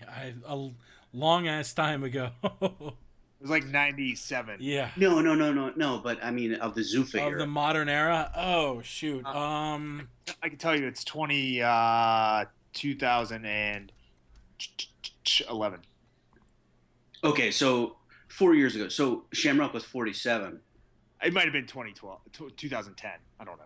Yeah, and I think that was the stumbling block. They were like, no, we can't put a guy that old in the cage, even for old time's sake. Because I think they wanted Royce on the card because it was like kind of a, I guess kind of a fitting moment to have him fight in the UFC cage for their return to Brazil after I don't know how many years of absence. It was UFC 134 in 2011, and before that they hadn't been there since 98. Look, I'm a fucking genius. So, I mean, shit, if Ken Shamrock is fighting Royce Gracie, why can't Kurt Angle get in there and fight? He could fight me. We could draw 3 million viewers. Angle v. FRB. I would love to see that fight. That's a hell of a fight. I mean, but it's just one of those things. It's the spectacle, and I think it's really cool because I don't know. At this point in my, in my life of watching MMA, this type of shit, the freak show, this entertains me. I love it. I mean, I don't know if that makes me not a real fan, but I think it's great. What do you think of these ridiculous, 50-year-old men fighting just because 20 years ago they used to be good? Tom, I mean, do you think it's good for Bellator, or do you think it's like, oh, that's the burial ground for the guys? Whatever. Doesn't matter. Who cares? People are going to watch it. I'll watch it. I might talk shit about it after, but I'm happy it's happening because it gives me something to talk about. So yeah. I try not to overthink it. If anybody accuses me of not being a true mixed martial arts fan, they are a fucking idiot, and they can cut off their own genitalia and eat it for all I care. Good times. Yeah. Scott Coker with a Bellator announcement coming up next. Oh, I guess that's Hoist and Shamrock. What if it's not? What it could be something else. Could it be Kurt Angle? Could be. Maybe they signed AJ Lee. That would actually be interesting. I wanted to see Beth Phoenix compete in MMA because she was like a really good wrestler in upstate New York, and she wrestled against men. And then she married Edge, and I think she had a kid, and then didn't really want to do wrestling or anything really. Yeah, it seems like Edge doesn't really want to do wrestling either, or anything. Yeah, what is he doing? Some acting? Yeah, he's on one of the sci-fi shows, I believe. So I'm sure he'll have a very lucrative career. Yeah, it's going to be one of those things with Shamrock and Hoist. It's people are going to criticize it, but you're going to fucking watch it. It's a train wreck, but you're going to watch it. Yep. So the IFL actually started these. Remember they did the Masters fights, and one of them was so awful. It was Marcos Huas versus somebody. You remember, Tom? Vaguely. And that was towards the dying days of the IFL anyways. So. Yeah, I mean, it was so bad. It was like, it was just watching an old. I mean, hopefully nothing bad happens to these guys. I mean, I know Hoist is in good shape, but Shamrock has seen better days. Well, they both seen better days. I mean, to be honest. No, but I mean, relatively speaking, for their age, I mean, Hoist looks like a healthy, slender guy. Shamrock has because he was on steroids. Yeah, that's true. Both of them. But you think Hoist did as many as Shamrock? I think he did them all. By the looks of them, every single one. After the dynamite at the LA Coliseum in 2007, Hoist Gracie's T to E ratio is so high. They're like, yeah, our system cuts off at 56-1, so we really don't know what it was. It's unbelievable. And that just gets brushed under the rug. Like, people never talk about that. And it sucks because it was against Sakuraba, who pretty damn sure wasn't on anything. Oh, yeah. God, no. No. He was on cigarettes and whiskey. Terrible PEDs. Man. Now, Sakuraba's going to fight Shinya Aoki coming up on the 29th of this month. Of next month. Next month. I'm sorry. December. Yeah. Yeah, I mean, that's one of those fights that, I think it's good for the Japanese audience. And, I mean, Aoki, I don't think he can hurt him. He's a 155-pounder, basically going up.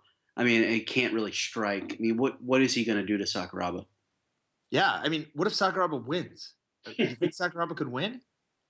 But here's a weird. I thought I saw an article that said that fight's going to be on the 29th, and then Aoki's going to be on Inoki's show. The Inoki Genome Federation show against Montana Silva. Is that going to be a shoot? I guess it depends on how the Sakuraba fight goes. Yeah, you never know. All of the IGF world title fights have been shoots. So it's weird. It's a worked promotion with a shoot world championship, if that makes sense. Yeah, like who is it? Ishii and Pro Cop. So what's this announcement? What do we got here? I don't know, but somebody ran out and then they ran back. So let's see. Scott Coker with Jimmy Smith.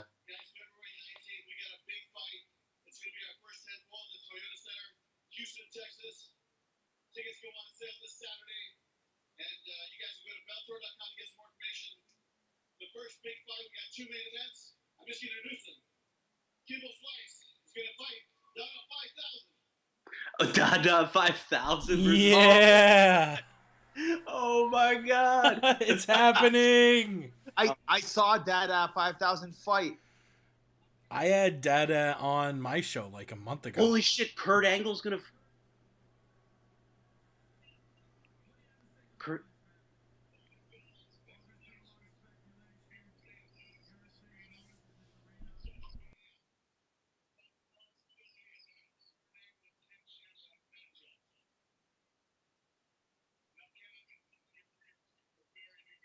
Watch it, he's gonna swerve. Yeah, it's not happening. He's going to introduce Hoist. Yep.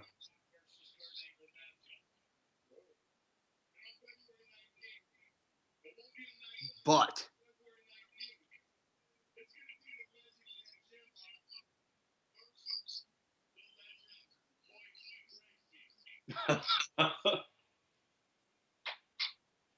Oh my God. Oh, he's coming out in the gi. Hoist. oh my god. This looks like he's 65 years old. Oh my god. Is Hoist And he's wearing got a purple belt? he's got the fucking acai logo. The Sambazon acai logo. Oh. The Alpha and the Omega? Where did they find this announcer guy? I mean, I can't get over this, man. Fucking Kimbo and Dada 5000. Look at the promo. Dada 5000 with a sledgehammer. That's great. Holy shit. The Triple H gimmick. Fucking Bellator went full retard. Holy shit. It finally happened. And I So- love it. So I didn't hear, what did Angle say? Like, we're gonna fight, but not on this date? He Yeah. said, I hope that in the future there is a Kurt Angle versus Ken Shamrock fight, but it's not going to be on February 19th because on that day, the legend Ken Shamrock will face the legend Sambazon sponsored acai drinking Hoist Gracie. Now, shit, I mean, that's an expensive card to put together. I can't believe Hoist is getting in there for any less than $1 million. Oh, come on. No way. He's a wealthy guy. He doesn't need to do this shit. I think they really don't like each other. I think that's probably part of the incentive.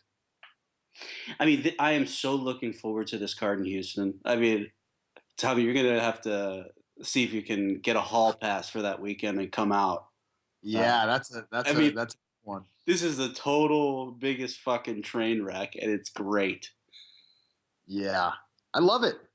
Hey, that's what MMA needs. Yeah. What do you think, Jake? I don't think we got your reaction. Wow. Yeah. I don't know what to think really.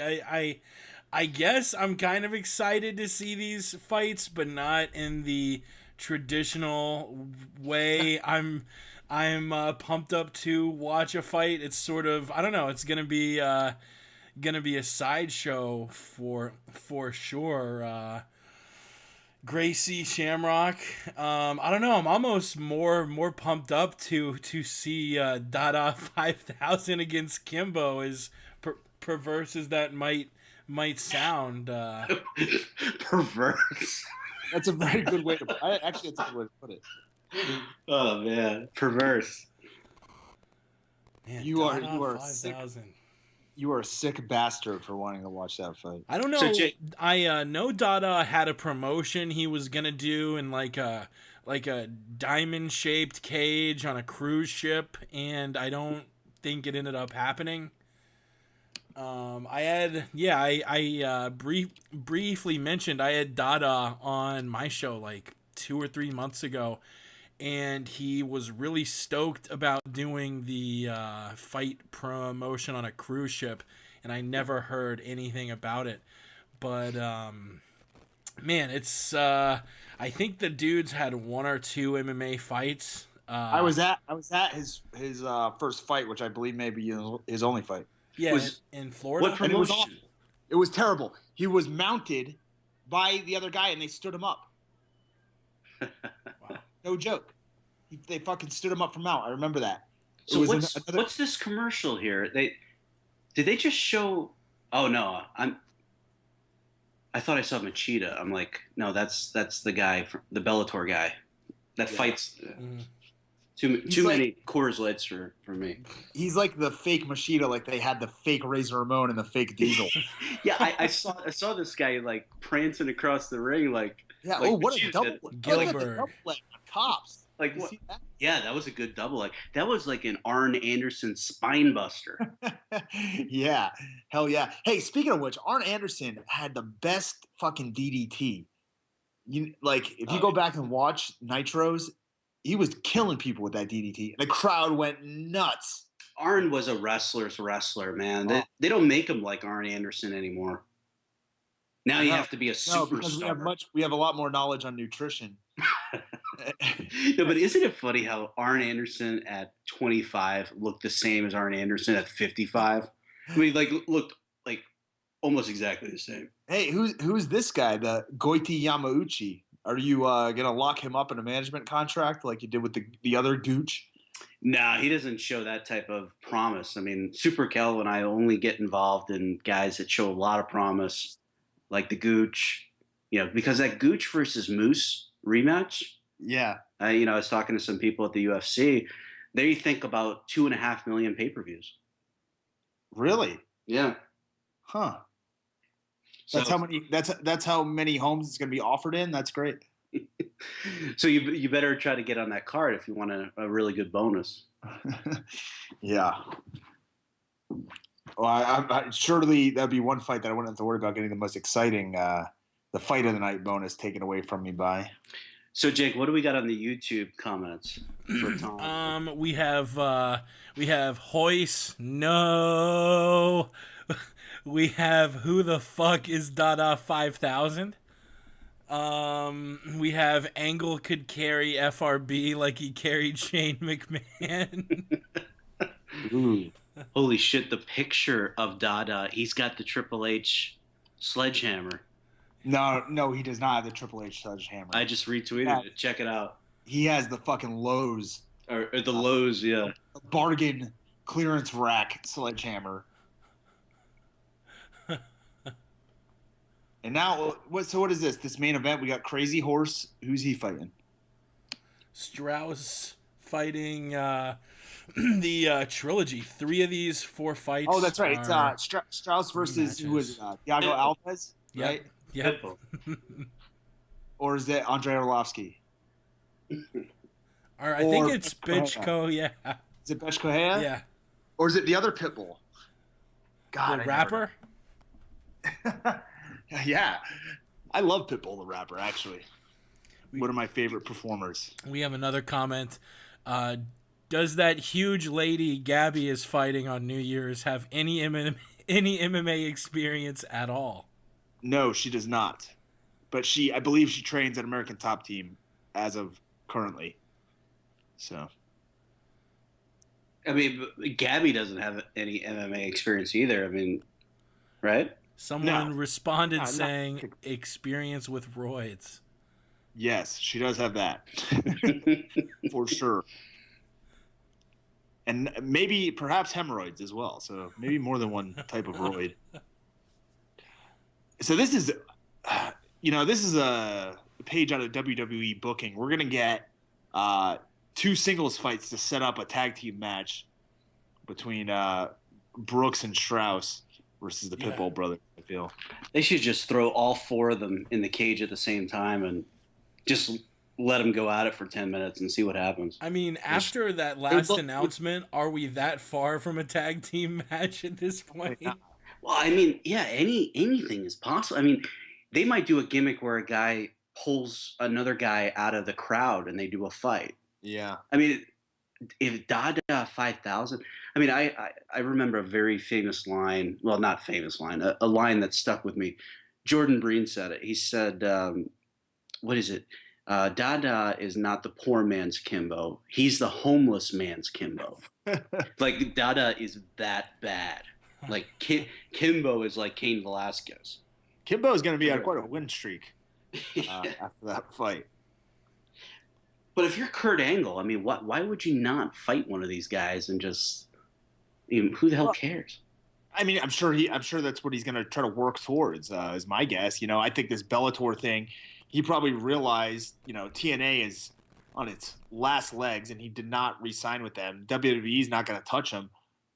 This is his opportunity to make some money, but maybe he's looking at it from a somewhat intelligent point of view and going, "Hey, I don't have enough time to get ready for this right now. So I'll put it off, and then I'll beat these guys when they're even older." How about Angle versus Herschel Walker? That's a fight I would be willing to watch. That's for sure. I don't know if that's the one that they should set up though. I think you give Herschel Walker versus Kimbo a shot, and then Angle against the winner. Yeah, I'm trying to think like who else, or do you dig up Daniel Pooter?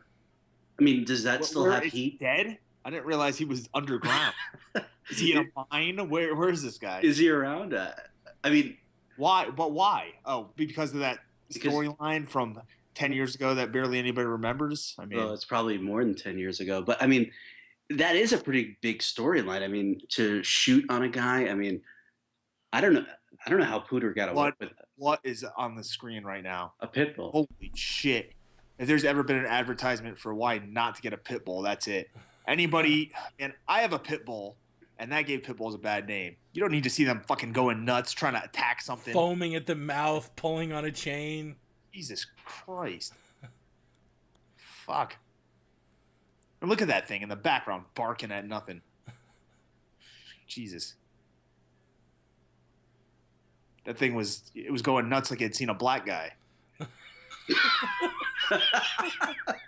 You just, Isn't that, just isn't saw that- Strauss. isn't that a stereotype, right? You got to see the look on Dada's face in the promotional poster. I mean, this is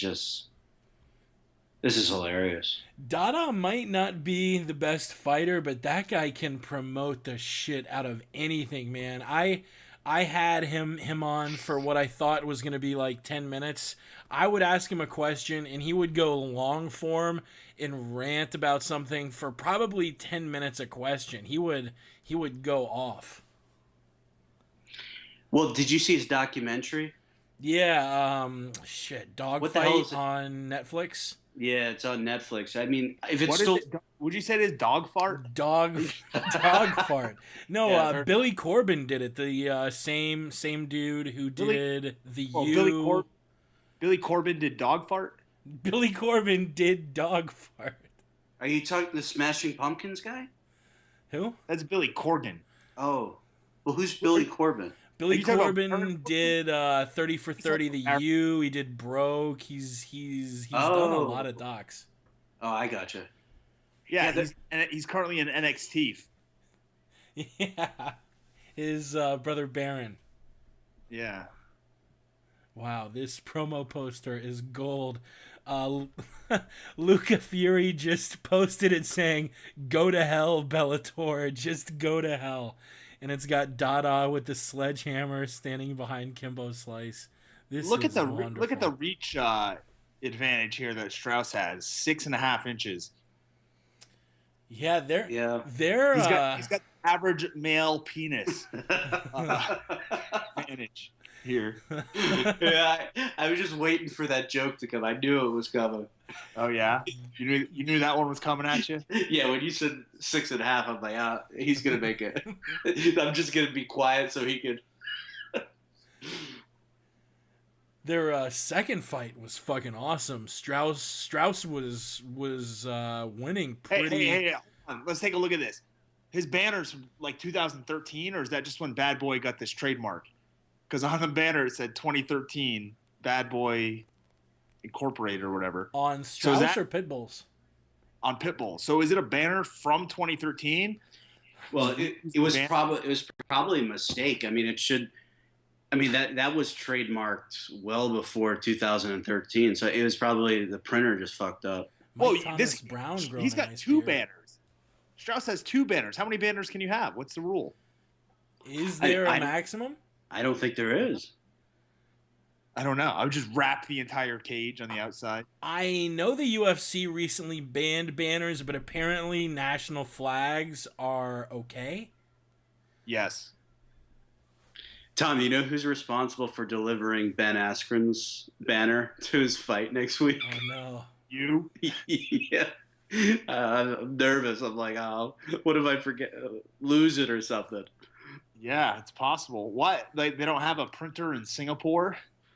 No, or they waited too long, or it was going to cost like hundreds of dollars. So they're just like, send it to Brian. He can, just bring it on the plane. You should get a silver Sharpie and write in "filthy FRB show" on one of the corners. Yeah, I'm sure he'll. I don't. He probably wouldn't mind, but. So here we go. Pitbull versus Strauss 3. Yeah. We're underway. I did one time pay one of my friends to wear. It was like shorts with my face on them. Is that the gay? What's his name? No, The gay. The Gaywick? no, not him. All right, so we got Strauss and Pitbull starting off here, and both of you basically just feeling each other out with jabs and dancing around. Nothing going on. No, was Strauss. Did Strauss say that Pitbull is just a short guy with heavy hands? Was that the comment he said? I don't know. Jake, did you remember reading that? No, I have no idea.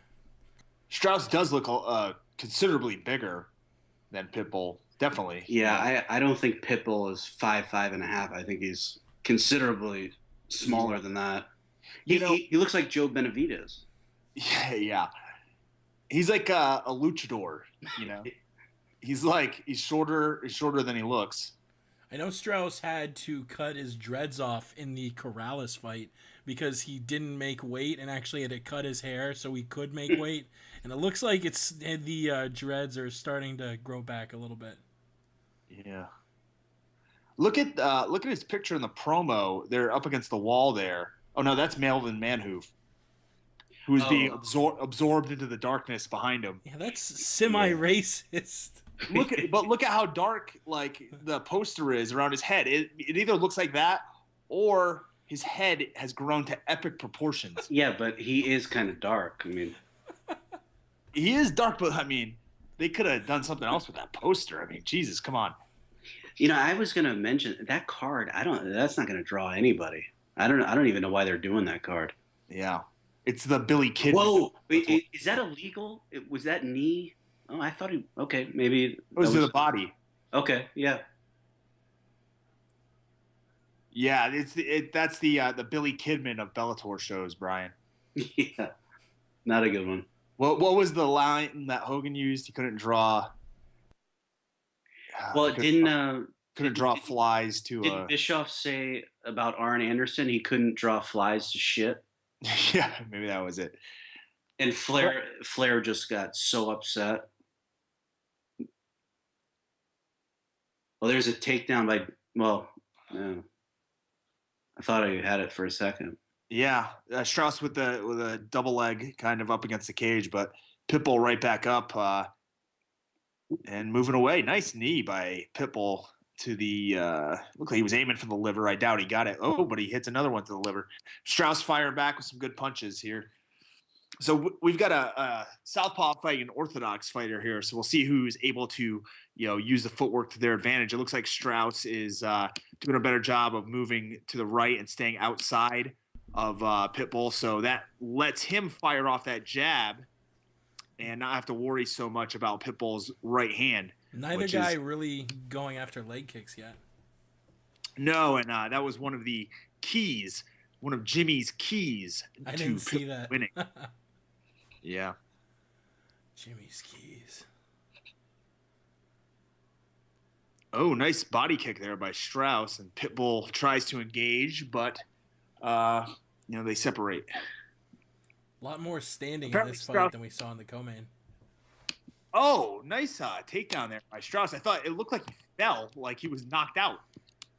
Strange. And a beautiful jumping knee, and then Strauss firing off there. Strauss is having a hard time. It's strange. He has the big-time reach advantage, but it looks like he's missing on his straight left punch there. It looks like he's having a hard time finding his distance, kind of, which is strange when you're fighting somebody who's a lot shorter. But how do you guys have this scored? This is a close round. I think Strauss. He's landed more, been a little bit more active, but realistically, neither guy has pulled it away. Yeah. And Pitbull has done a good job of kind of pushing Strauss against the cage here, but I'd give it to Strauss so far, unless something drastically different happens in this end of the round. I mean, if Strauss is 5'7", there is no way he's 5'5.5".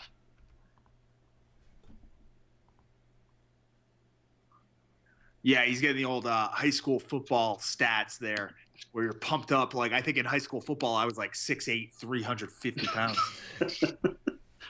You're like that guy Connor just sparred. Oh, the mountain. Yeah. That's what I look like in high school, and then I shrunk. Or at least that's what the stats that they give out would lead you to believe. So Jason Floyd tweets out the stats. Pitbull through 27 landed 9. Strauss through 38 and landed 13. So it was a little bit more accurate and a lot more active. So, yeah, I'll give it a 10-9 towards Strauss. Yeah, I'm looking at that. 13. Yeah, Strauss. What's the point? You just watched it. Who do you think won? Strauss. Yeah, there you go. What is Jason Floyd going to tell you that you don't already know? Come on. We had him on, didn't we? Yeah. Hey, we're going to work on getting Harry Carey on, right? Yeah, we can dig him up along with Daniel Puder. Yeah, and Albert Einstein. He's dead, but we're going to try to get him on anyways, folks. How does this like live viewers or live listeners gimmick work? I mean, like it says we have 65, but like on previous shows, it had said something similar, and then like at the end of the night, we had like 6,500. Yeah, I'm pretty sure the live listen thing is total garbage. Yeah. Take that, YouTube.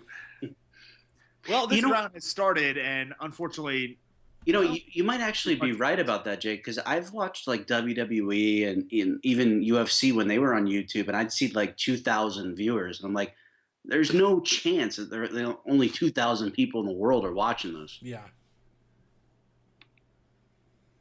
Yeah, there's at least 69 people watching this. There's no way it's only 65. Yeah, exactly. Yeah. So now we got Daniel Strauss looking for the takedown, and they're stuck in kind of an over-under clinch wrestling tie-up. It's very commonly used. Each guy has an underhook and an overhook. Strauss with a nice elbow on the inside, looking to hit Pitbull and kind of create some space so we can move away, looking for the tie clinch now. But Pitbull walking his hips in and keeping his head away from getting snapped down into the knee. What do you think of Pitbull's tattoo there, Tom? Well, I'm not quite sure what the meaning is, if it has any, significance to him, right? At all. I don't know if it could possibly be a nickname that we're not aware of. It's almost like a football jersey. He has his name right across his shoulder. Yeah. What would the number be? 5'5"? Yeah. 5'5"? Yeah, for his height or. Yeah. But somebody just reminded me, Talk MMA Diz just reminded me that, whoa, there's a huge left hand. Oh, the way he fell back. In trouble here. Well, he's going for an armbar. What was he doing? He put his hands down and just ate a huge punch. Like, he's got this armbar locked up. Oh, the slam. The slam by Strauss. Thought he was fucking done. He's out of the armbar now. What an idiot. He put his hands down, just ate the punches. Yeah, Pitbull did not fall backwards like a guy who was with it. What the hell was he doing? I don't know if he mentally took a break or what was going on there. That was bizarre, right? Well, it's that training with Betch Carrera. Oh, man.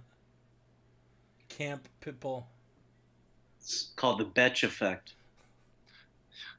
Betch mode. Betch mode. Yeah.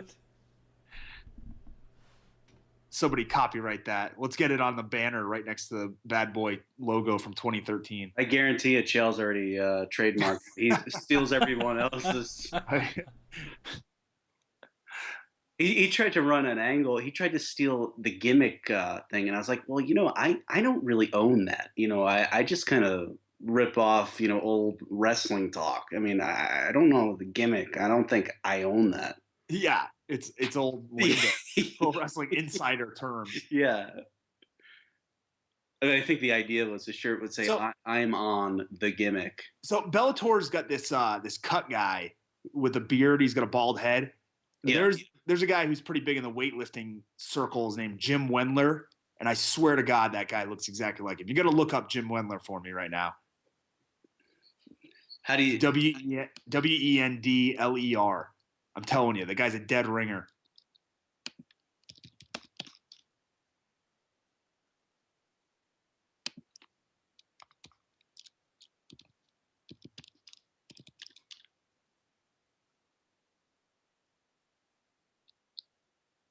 Yeah, I think I know who you're talking. He follows me on Twitter. Oh yeah, look at you. Oh, Pitbull landed some nice elbows up against the cage from the inside clinch. He had a one-arm clinch with the left hand. So are any of the judges going to give this a 10-8 round? I don't think they should. Pitbull almost had an armbar and just landed some nice elbows. He's definitely recovered. So basically, you have to beat somebody within an inch of their life to get a 10-8 round. Well, the way that it's scored, yeah. The way that it's written, no. Yeah. I mean, I'm so sick of this 10-8, 10-9 bullshit. Just score the fucking fight as a whole. Who won the fight? Oh, you don't want to give out a 10-8 round because it's too hard to come back from. Well, if you got your ass kicked, you should get a 10-8 round. I mean, what the fuck? Yeah, exactly. I mean, I sat through you got fucked against Aaron Simpson. Listen, right? Brian, I sat through a judge's course and had the guy in charge of the commission say, if you scored a draw, you didn't do your job. What? And to me, that's the absolute wrong way to look at it. Because it's not your job to decide who wins or loses. Your job is to score the action. If they fight and they're equal, then it's a fucking draw. That's why it's there. They got to do away with that shit. Just score the fight as a whole, and then you don't have to worry about this. Oh, if I give this guy a 10-8, then that means the best he can do is a draw. So I can't do that. He should have gotten his ass kicked and gotten 10-8'd. You ever think about that? Yeah. But so I have a 20-18 Strauss at this point. Yeah. The first round was maybe going either way. The second round seemed an obvious 10-9. Awesome. Yeah, I don't understand. How come Monster is a sponsor of Bellator and they sponsor the UFC, right? Yeah, that's the only sponsor that gets away with both. I think it was like grandfathered or something because Monster had been with Bellator for several years, and then I guess they didn't. I guess UFC got rid of Zions. They got sold to another company. And Zions was one big gigantic fucking scam. That's another story. What about this blackout rum? You're not going to see that. Yeah, who makes that? I don't know. Blackheart Premium Spice Rum.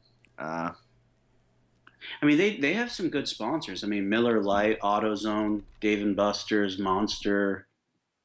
I mean, those are some pretty mainstream sponsors for Bellator. Yeah, unfortunately, Miller Lite sucks. So we got these two standing in front of each other in the middle of the ring, exchanging strikes. So what was your final take? Like, why did that punch land? Pitbull just had a mental. He just took a second off and bam. Whoa! I think I'd have to rewatch it again, but I think he just took a second off and ate it. It looked like Strauss slipped there and had to go for a single to recover. He kind of did that, the same thing on his last takedown. It looks to me like what's happening is he's throwing the left hand and looking to go for the takedown so fast that he's off balance and just kind of like diving towards the leg. Because it's not as if he threw the punch and stepped in and got close and shot. He's like throwing the punch from where it is and then trying to follow in on the leg separately instead of making all one continuous move. Right. Like instead of using the punch to close the distance to go for the shot, he's throwing the punch and then falling. That's exactly what I was thinking. We have a comment on YouTube saying, "Fuck you, Tom. Miller Lite's great." Who said that? For wrestling. Oh, he's a pro wrestling fan. Just the number 4 wrestling. Well, if he's a pro wrestling fan, I know his taste is bad. So, and also a guy saying, FRB, do you have any plans for the 1-year anniversary of the podcast coming up? I think that'll be December 2nd. Yeah. Really? Well, yeah, maybe, but it's not really because it really only became filthy FRB. I think like maybe mid-January. I think we had Jeremy Botter on. We had Big Dave Meltzer on. Meltzer was the first show I was on. Okay. So, and then we might have done. Did we do Jeremy after that? I don't know. Was I in the line for Jeremy? I'm May not have been. thinking maybe I talked to Jeremy solo and then we Yeah. clipped the show together or Jake did. No, I did it. I did all the editing. Yeah, so I mean 1 year I don't know. The short answer is no. I don't have anything. I don't. Maybe we should, Brian. Maybe we should do an anniversary show. Get hammered or something. Well, I mean, I get hammered on almost all of them. I think the first one Tom was on had Todd Duffy, Jeff Jeff Aronson, and Pitbull Frieri. It was. We interviewed this guy. Apparently. Well, we interviewed his translator, Matisses, or I think his name is Matisse. He's going to get upset at me on Twitter. I fucked his name. I think it's Matisses. I think that's how you say it. Was I in the line for that? No. I wasn't either. I got stood up, I think, before that. Oh, wait, no, you're right. The one before was Botter, Meltzer, and Lawlor. Fuck me. I'll decline, but thanks anyway. Come on. I appreciate the offer. I think they clashed heads there. Big John stepped in and admonished them both. So, guys, the reason why we haven't been covering the action here in this round is because nothing's really happened. We got an eye poke there by Strauss, another break in the action to go along with the first 4 minutes of a break in the action that we've had in this round. Oh, yeah. That is pretty obvious.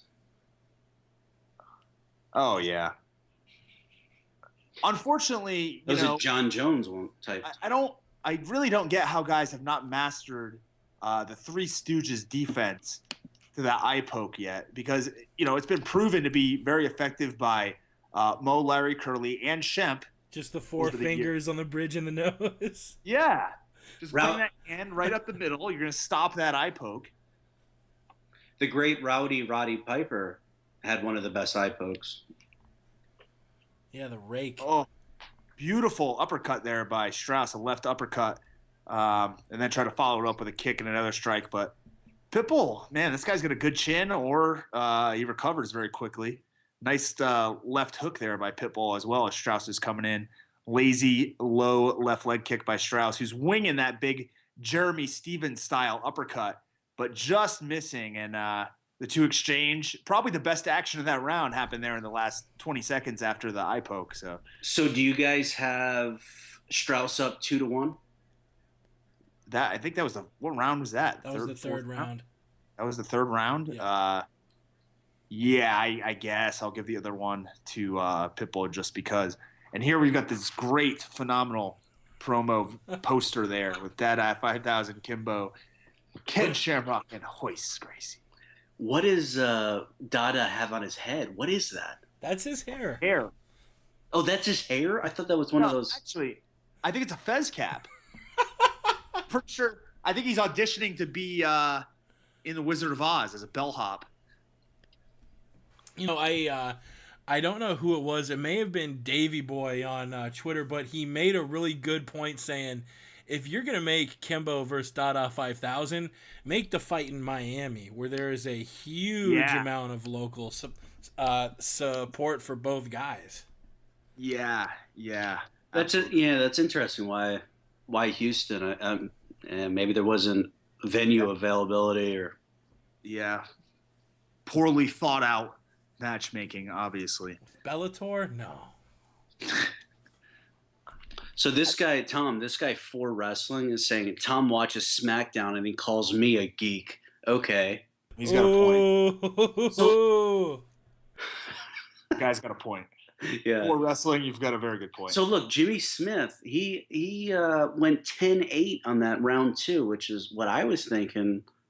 Well, yeah. I could see it because of the knockdown, but it wasn't as if Pitbull was getting crushed the rest of that round. He had the arm bar. He had some nice strikes in there. I just think with the reluctance to give those 10-8 rounds that maybe we won't see it. Although, where this fight is in, where's this fight? St. Louis, Missouri. You have the giant arch over the walkout ramp. Yeah. If this was in California, maybe I think there might be more 10-8s, but seems like they're the most progressive commission.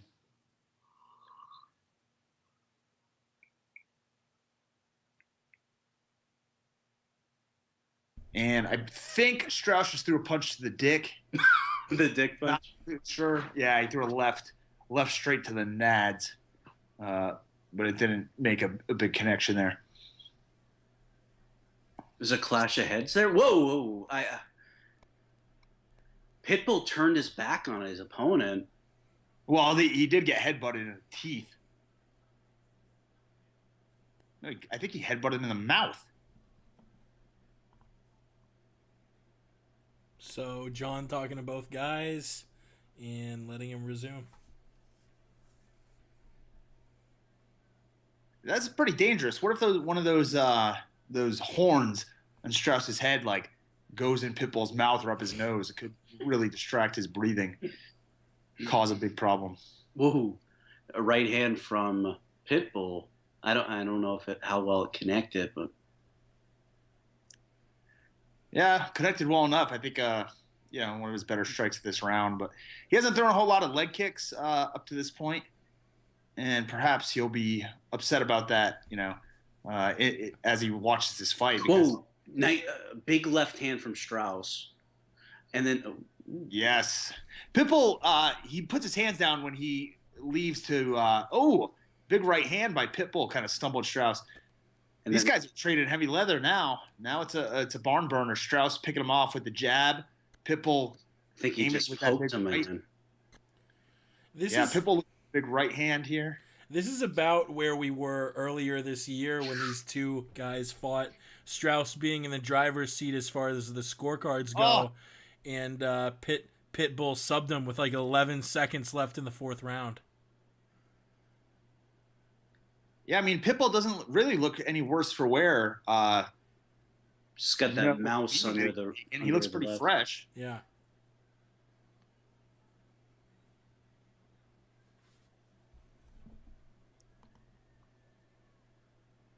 Strauss is missing a lot of punches, and I mean, I don't know how much he's throwing into him. Perhaps he's getting a little more tired. Although it doesn't look like he's slowing down too much. Both guys look like they have very good cardio even here late in this fourth round. There hasn't been a whole lot of grappling in the past few rounds, so that kind of lets that energy system of your body recover, and that's really more tiring. But Pitbull teeing off on Strauss now. Strauss diving in, looking for the takedown, gets stuffed. Pitbull working the front headlock, looking to work behind. Going for the single. He spinning back. Ooh, into the spinning elbow. That was nice. Yeah, I don't know how quickly or how cleanly it landed. Strauss looks tired to me, guys. Yeah, and I think that's why that takedown was so weak, that takedown attempt. And Strauss's losses have all been, late finishes, so. I mean, I think this is definitely Pitbull's round here. Yeah, nice right hands by Pitbull. Doesn't look like they have quite the steam, obviously, that Strauss's punches do. And Pitbull is still leaving his hands down in those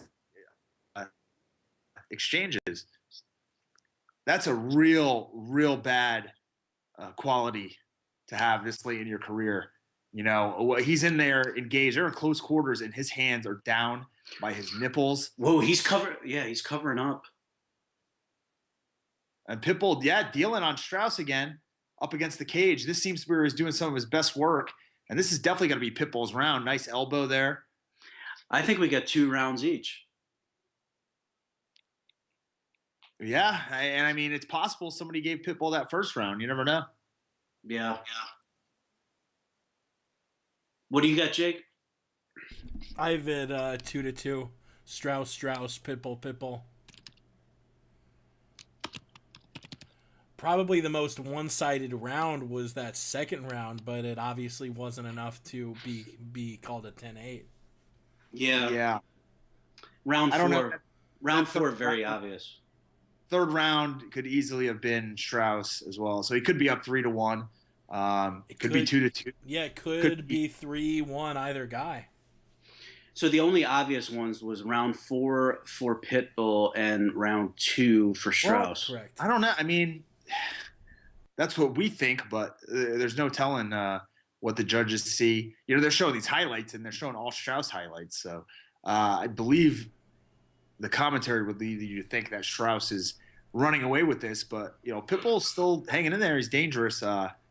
Never been finished in a fight. There's the stat. On Twitter, I'm seeing 3-1 Strauss. We have a YouTube comment saying 3-1 Strauss. I'm seeing a lot of 2-2s or 3-1 Strausses. I'm not seeing many 3-1 Pitbulls. Well, is that 3-1 with the 10-8? Or, I mean...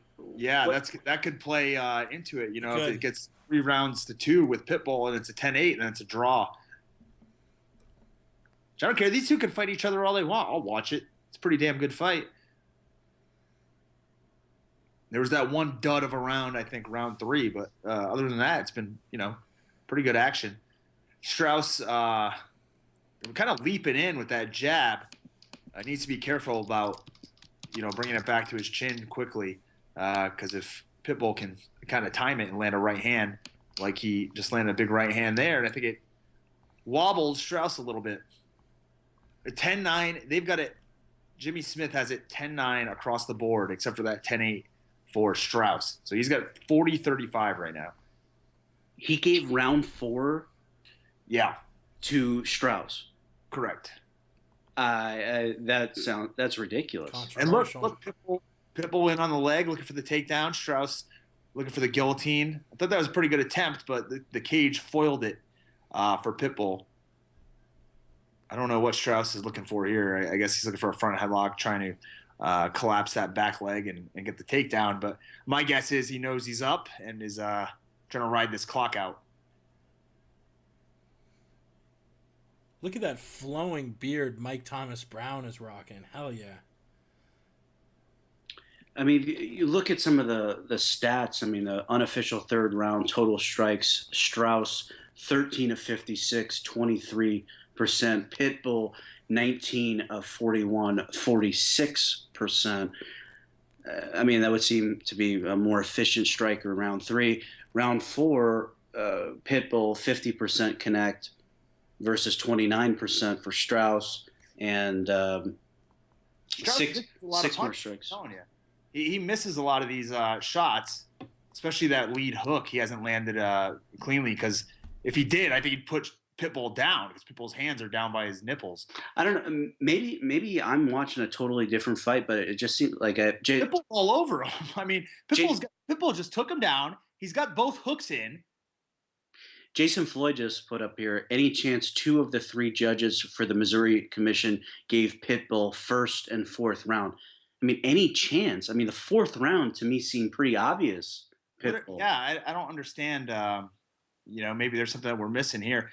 They may even give Strauss this round. You know, at this point, Pitbull's got both hooks in on his back, punching him in the face. Strauss is doing nothing. Might as well just give him the round. Look at this. Virtually no, defense or offense from Strauss, except to, I guess he just bucked off the hooks there, which is at least lets him, stay in the fight and not get finished. Will Strauss survive the next 2 minutes? I mean, recently his only 2 losses have been late in the fight, losing via rear naked choke, and it looks like that could be the course we're on right here. I have 2 people saying 4-0 Strauss. Did they not watch round 2? No, you mean... No, they watched round 2. 4-0 Strauss? Did they watch round 4? Oh, I'm sorry. Here, Strauss just gave the old thumbs up, but Pitbull's only got 1 hook in, so Strauss may be safe. I've got to think... Oh, nice knee by Pitbull. I've got to think Pitbull's got to fight with more of a sense of urgency, though, just because he got knocked down and kind of beaten on that second round. But, he's looking for the takedowns. I think, clearly this has got to be his round. And it just seems like maybe he's outworking Strauss here late in the fight. I mean, he's definitely outworking him. There's no doubt about it. Big combination. So, I mean, watching it, I'm saying whoa, now they're going back and forth. Round 1, Strauss. Round 2, Strauss. Yep.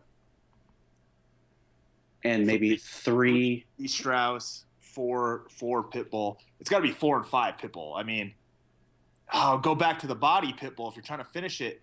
These guys are swinging wild, guys. This last minute, this round is awesome. We are not doing it justice. These guys are just swinging back and forth. They're in the clinch, reminiscent of Fry and Takayama. Yeah. It's ways, but without the same, frantic pace and damage. But both of these guys just eating punches back and forth. Hand from Pitbull. Jesus. Yeah, big punches by both guys. Wow. And big. What a way to finish the fight. Big John Brave to step in at the end there. Why? He's twice their size. Put together. So it's going to the judges' scorecard. This is going to be close. Yeah. Oh, people are sure to be upset regardless. Mm-hmm. Let's go through some of the punch stats. The first round saw Pitbull 9 of 27 for 33%. Strauss 13 of 38 for 34%. So I guess Strauss, watching it live, Strauss and stats backing up Strauss. Round 2, Strauss 38 of 88. That was obvious for him. That could have been a 10-8. Let's just call it a 10-9. So that's 2-0. Round 3, Pitbull had a 46% connect rate. Strauss at 23. Yet everybody had him winning that round. Right. Pitbull had 6 more strikes landed. I mean, I thought the third round was Pitbull. So, call that 2-1. I thought it was close, but round 3. What did you? I thought it was close, but I gave it to Strauss. Everything I'm seeing on Twitter is saying 3-2 Strauss or 4-1 Strauss. I'm not seeing any hints toward a 10-8 second round, but everyone is saying it's 49-46 or 48-47 in favor of Strauss. I get the 49-46. I'd had to think that 4 and 5 were clear. Maybe I'm wrong. 5 for Pitbull. Yeah, and then 4 for Pitbull. Why is everybody saying round 3 was so clear for Strauss? Look at this. Let's look at the copy strikes there. 50%. Wow. 112. So he outstruck him and had that doesn't make sense. 111 out of 133. That's not right. Yeah, probably that. Probably 233. 233. Yeah, typo. If 133 was a stat, that's one hell of a percentage. So, judging by the stats, Pitbull won. Jimmy scored at 49-45 Strauss. Wow. So, round 4, shit, I thought that was one of the clearer rounds for Pitbull. All of us did. Yeah. Here we go.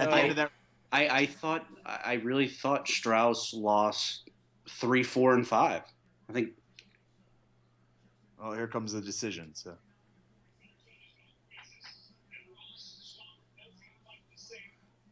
One judge, 49-46. So it's going to be for Strauss. Yeah. The other two, 48-47. And new unanimous decision featherweight champ, Daniel Strauss. Yeah, I think, however you scored it, I think the right guy won. I think all of us had Strauss winning. Twitter had Strauss winning. We all are a lot disagreed on what the score was. But, wow, Strauss, third time's a charm against Pitbull, finally gets the belt. So what were those scores again? I couldn't hear it. 49-46 and 48-47. Yeah. 2 times 2. So I guess it was, well, I don't know what round.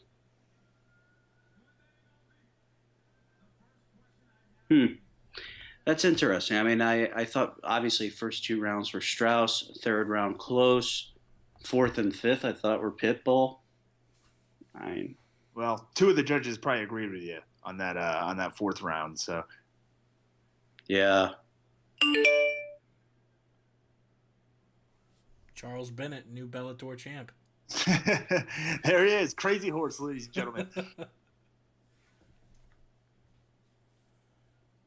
So what were your guys' thoughts overall about the card? It was fun. We had, I think, mostly finishes. I didn't catch the prelims, but I'm glad I watched it.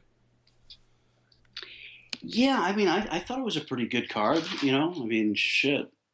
I mean, Tom, what did you see? The last 3 fights or 4 fights? Only the last two, so I missed Michael Chandler fought, right? Or no? Yeah, yeah. He took care of. It was a one-sided pounding. Who did he fight? Busted Rickles' nose open. Oh, that's right, the Yeah. caveman. Yeah. Yeah. So he's got 2 wins over him now. What did Dave Rickles walk out with? That's my big question. I think he walked out with a saber-toothed tiger headdress, Ooh. and I think he rocked the giant baseball bat that he's rocked before. Keeping it, I believe that's a club, a caveman club, not a giant baseball bat. But I don't think he's walking out there with a Louisville Slugger. I mean, you could use it as a baseball bat. You'd probably get a lot of torque on that. Caveman club, but I could be wrong. Go through some of the comments. Let's see if we Only got, the nice one. Someone said, good main event, the rest was shit. Coker needs to work his magic and find some prospects to grow into stars. The old crop of Bellator guys aren't going to get it done. Actually, wow. Well, they got Aaron Pico and Ed Ruth. There's 2 of them, and Will Brooks is another guy. I mean, he'll make some stars. I mean, he made Daniel Cormier. He made Luke Rockhold, Jacare. A lot of these guys. Someone said John Jones is a white belt. I think that is technically true. Yeah, it's true. But meanwhile, he submitted Vitor. Let's see what else we got here. Tom calling Strauss the dark match version of Crazy Horse may have been the line of the night. I didn't say dark match version, but maybe bootleg. But I'll take that's a good one. I should use that more often. The dark match version. Yeah, I like that. Moose Johnson would roll either one of these guys. I don't know about that. Brian, me and you, I guess Bellator now we have the standard post Bellator episode of Cops on Spike.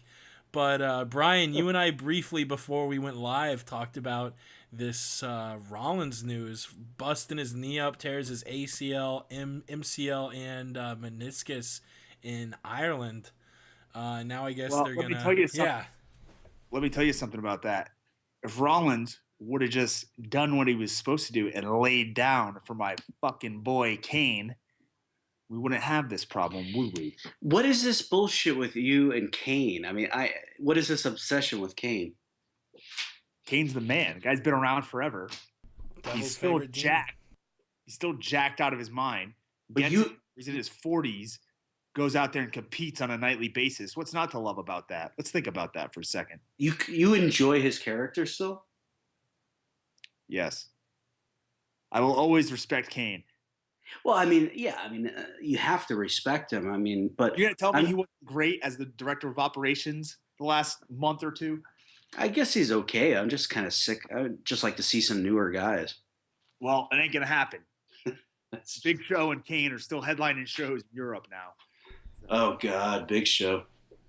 So, I mean, what was the thing? Like, why did they strip Rollins immediately? Why they couldn't have him show up, surrender the title, or I don't know, have somebody come out and That's a decent question.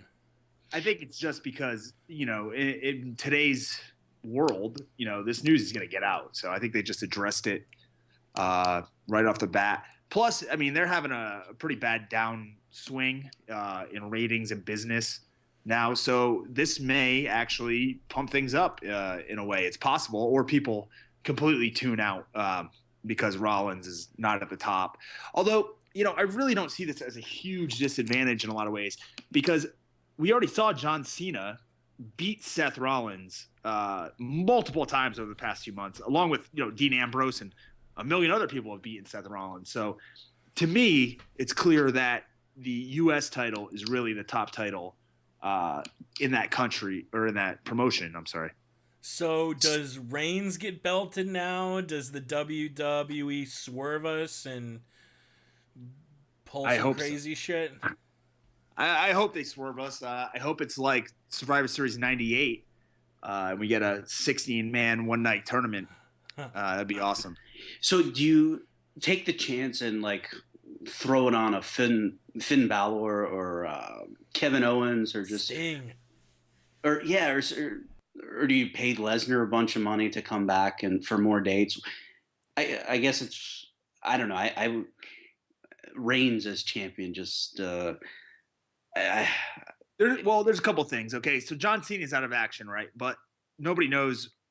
Like, it's not out of the realm of possibility that they throw money at him and he comes back. You know, he's out filming a TV show or something, so he may be able to do like a one-night appearance, or who knows what the situation is there. So I don't think it's out of the realm of possibility that he comes back and is inserted into this somehow. If you can get John Cena back for Survivor Series, I think why not just set up a match between him and Reigns maybe, and have Reigns go over. Now, although there's two things about that is one, I think you'd want to set that up a little bit longer. But at this point, they're running out of options. So, but isn't the goal to get Reigns a legitimate world title win at Mania? Isn't that the end goal? I don't know. I mean, you would think so. But do you think he was going to lose to Rollins here at this next pay-per-view? If they weren't so light on the babyface side, I might say so, but I think that they can't turn Dean Ambrose just because they don't have anybody else.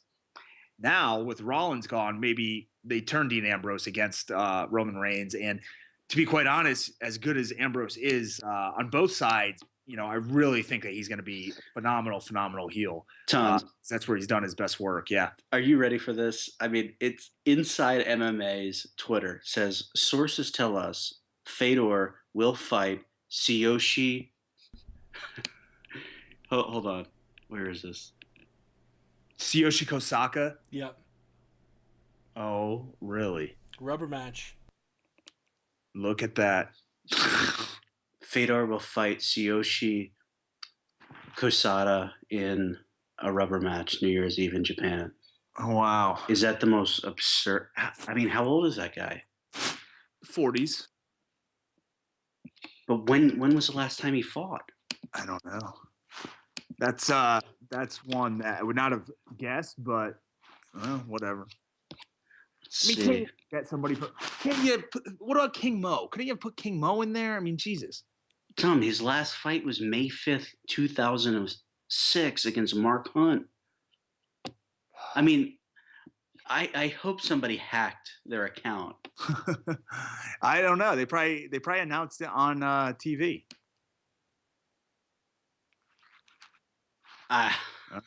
This is amazing. Oh man. Let's see how old he is. Let's see how. I bet you 43. TK. He's 45. 45. How old's Fedor? 39. So not too big of a difference there. 6-year difference. Both been out of action for a while. I mean, I think the Indian guy would have been a better fight. I mean, from a competitive point of view. I don't believe that at all. I mean, I guess this is legit, but I'm like... What about Fedor versus Dada 5000? I mean, anything's... What about it? What do you want to know? Ask me some more in-depth questions about that. What do you want to know? Fedor would kill him. Here's an in-depth question from YouTube. Let's see. I just had it up. No, this is a shoot. This Fedor versus TK3. Yeah. Front row Brian, could you fuck up Lawlor if he was blowing a .18 and had an arm tied behind his back? No. He'd headbutt me and knock me out. Brian, after my fight in Chicago, did I appear to be like drunk? No, you might have had like 1 or 2 beers at the most. No, probably had more than that. I had a lot more than that. Really? Right. How Yeah. about our friend Sturgill? What about him? How many did he have? All of them. He had all of them. I mean, it was. We remember we were at that place and wanted to charge us like $50 a head, and we're just like, nah, we're not doing that. They're like, okay, come in anyway. So I see Sturgill at the fucking bar, and he's literally got 8 drinks. I think they were all for him. Not Empty? surprised. Do you know who we're talking about, Jake? I have no idea who you guys I'm gonna are have talking about to. right now. I'm gonna have to tell you about Chris Sturgill. He's Hey, part I've seen this episode of Cops before. I just can't get over it. TK is gonna fight Fedor. It's been real Fedor. I've enjoyed being a fan all these years, and But you're done. oh, totally done. I mean, Done, huh? TK hasn't fought in 10 years. I mean, are you fucking kidding me? Ryan, this is your opportunity to sign him and create a new stable of Japanese fighters. TK and the Gooch. No, I mean the Gooch is what, 24 years old. I mean, with this new generation. So just flip the age. Oh man. All right, so that's the filthy FRB. Why don't you wrap it up, Jake? Filthy FRB fight party for Bellator 145. Are you all going to do a show before Brian flies out to Singapore for Askren's 1FC fight? I don't know. What's your schedule like on Sunday, Tom? Maybe we can talk about Dan Henderson or Vitor. Yeah, it should be pretty open. Yeah, so maybe we'll do something on Sunday. I leave Tuesday morning. Well, Yeah, we can do a preview. We can preview some of the fights on that show. Well, the thing is, I only know about 2 of the fighters on that card. Well, yeah, if we can pronounce the names, we'll go. I mean, yeah, some of them is difficult to say the least. Who are there many guys from Evolve fighting?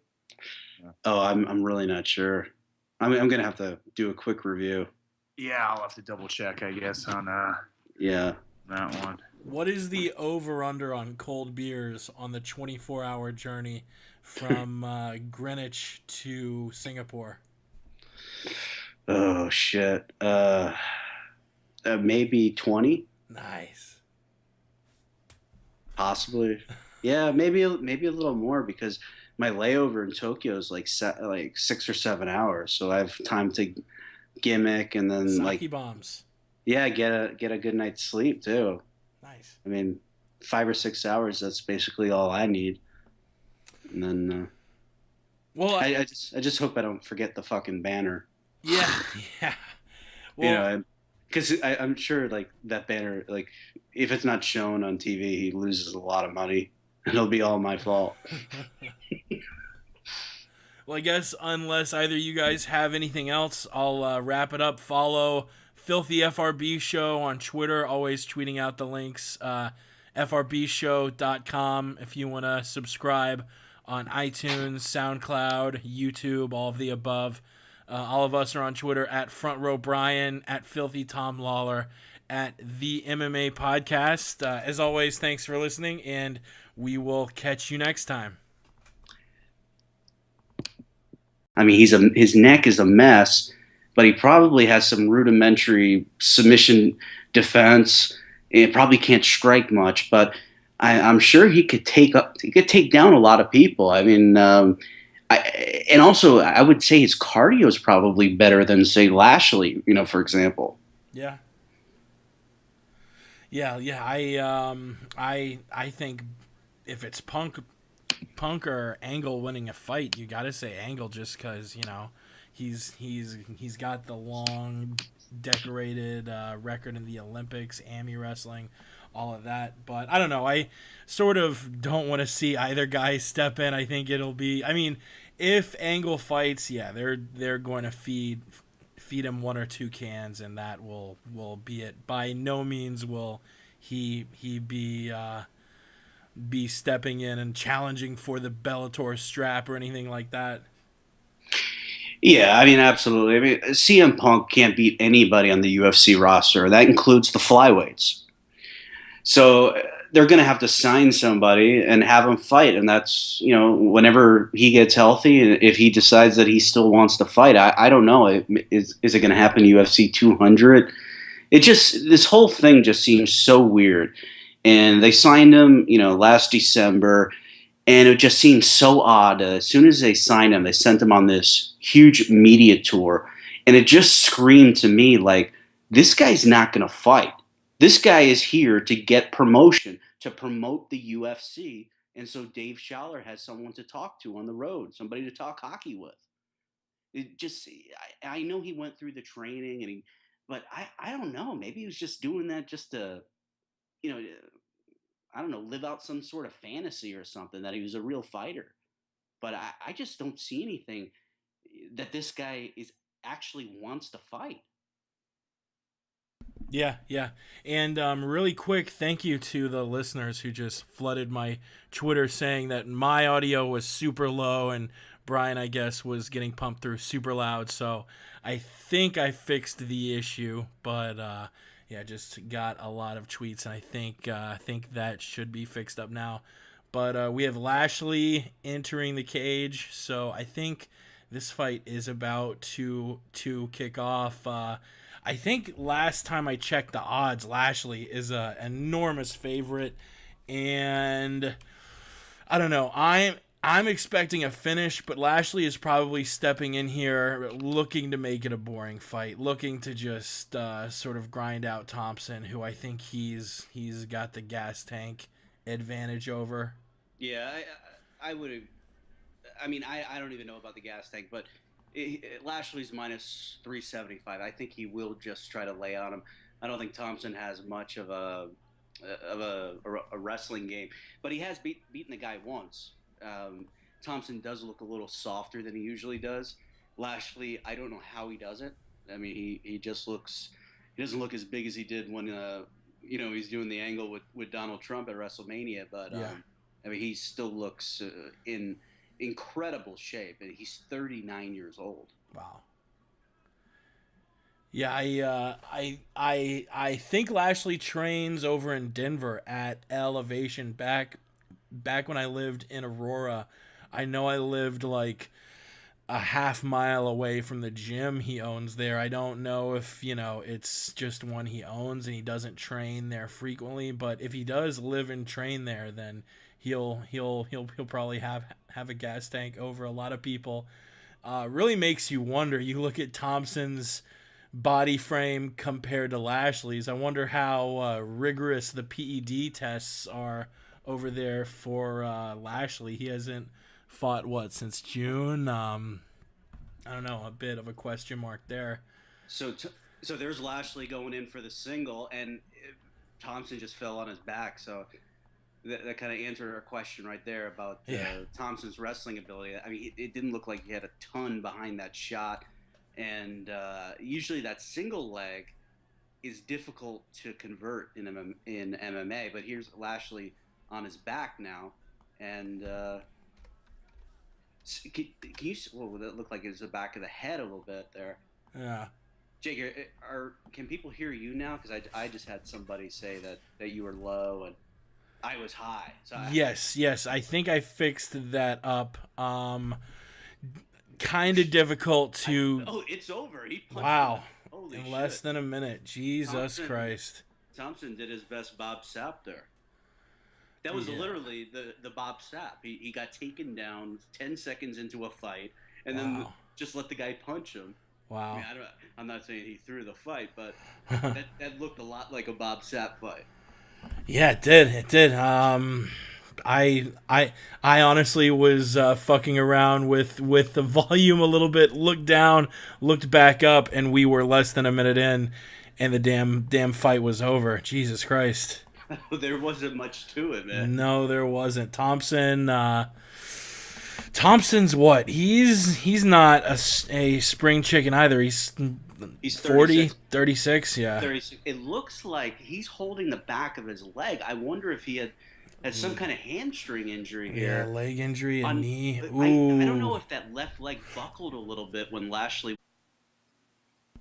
Welcome to the Bellator 145 filthy FRB fight party. Tom hasn't jumped on yet. It's just myself and front row Brian. Brian, what's going on? Not much, man. We got a pretty interesting fight to kick this thing off with Bobby Lashley and the legendary James Thompson. Yeah, not many weekends where the Bellator card is legitimately better than the UFC card when they do it on the same weekend, but this is one of them. Like, two title fights, a fight with Michael Chandler, a fight we're about to watch with Bobby Lashley. And if you are listening live, or even if you recorded it on the YouTube version, you should see in the bottom right corner a little countdown timer. So if you're watching and you want to sync the fights up with us, you should see right now a little spot that says round 1, 5 minutes, and we'll start the timer whenever the Lashley Thompson fight kicks off. Yeah, we have Lashley Thompson. We have Kurt Angle, who's supposed to make an announcement. Maybe Ken Shamrock, who's supposed to make an announcement. I don't know. So Jake, let's go into that a little bit, and just to reiterate, Tom should be with us in about 45 minutes to an hour. He's at the gym right now. What do we really know about the Kurt Angle situation? So he was on a radio show in St. Louis this morning, and he basically said that he's going to have some sort of announcement, and the radio show host said, "Oh, that means you're going to fight." And he didn't say no, he didn't say yes, and we've been through this song and dance for literally a decade. I mean, when he got fired by Vince McMahon in 2006, he was supposed to come to the UFC to fight Randy Couture. That was the fight. Randy was going to come out of retirement. He was going to fight Kurt Angle, and Angle was going to be paid, $2 million. But he went to TNA because it was, I guess he just felt more comfortable rather than going to the UFC, possibly getting beat, and then that ruining his wrestling gimmick. It would ruin his ability to draw money. So I'm really interested to, why is he providing commentary on this fight? And, is it another tease, or is he going to step in the ring and,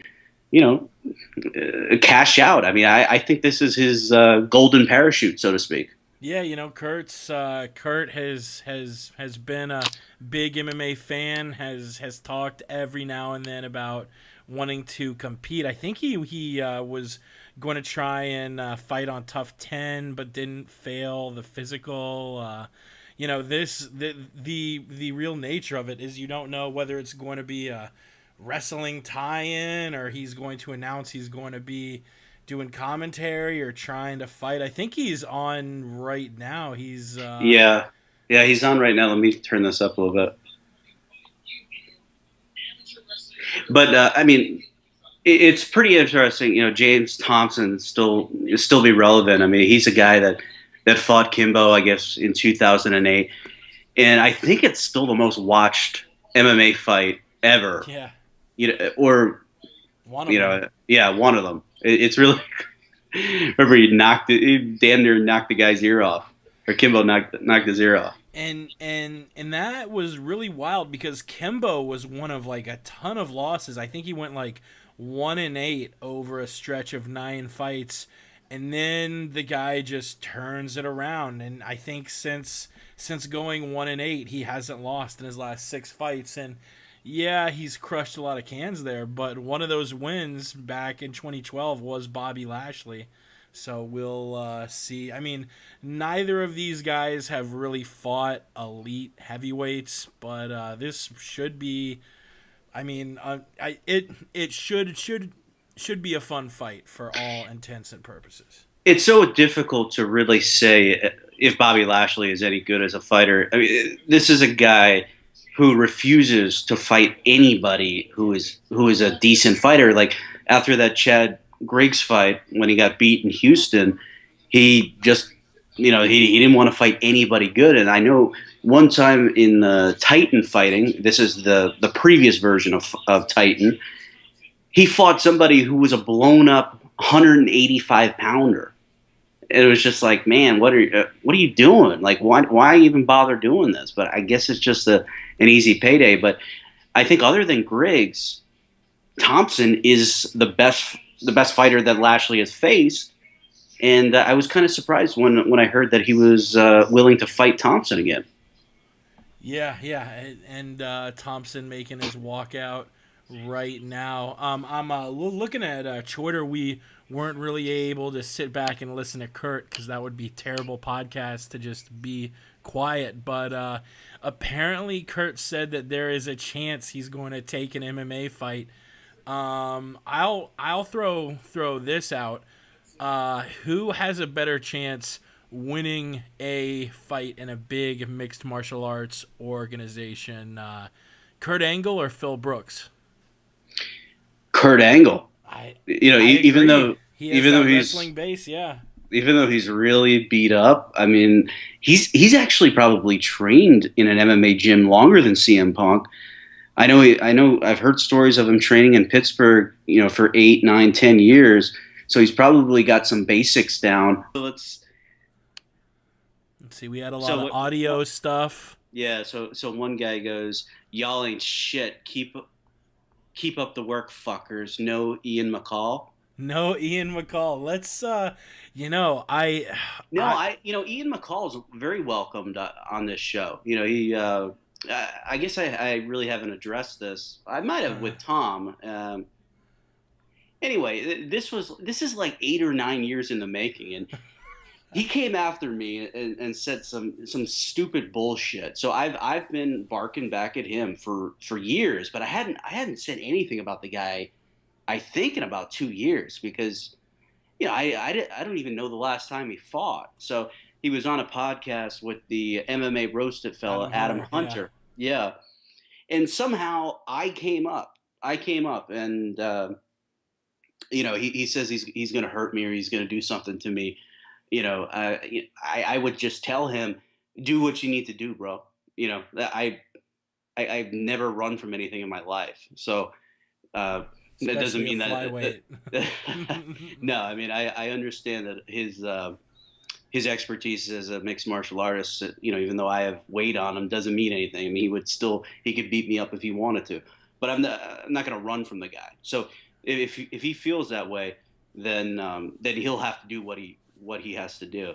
But the other interesting part about that interview was Ronda Rousey's the girl that carries her luggage. What is her name? Marina Shafir. Okay, so she says, "Fuck that guy." Yeah, I listened. I'm like, fuck. I was like, I don't want to get into argument because nothing ever positive comes from arguing with women. Heard that. Whether you're married to them or in some type of relationship with them or complete fucking strangers, nothing ever good comes from arguing with them.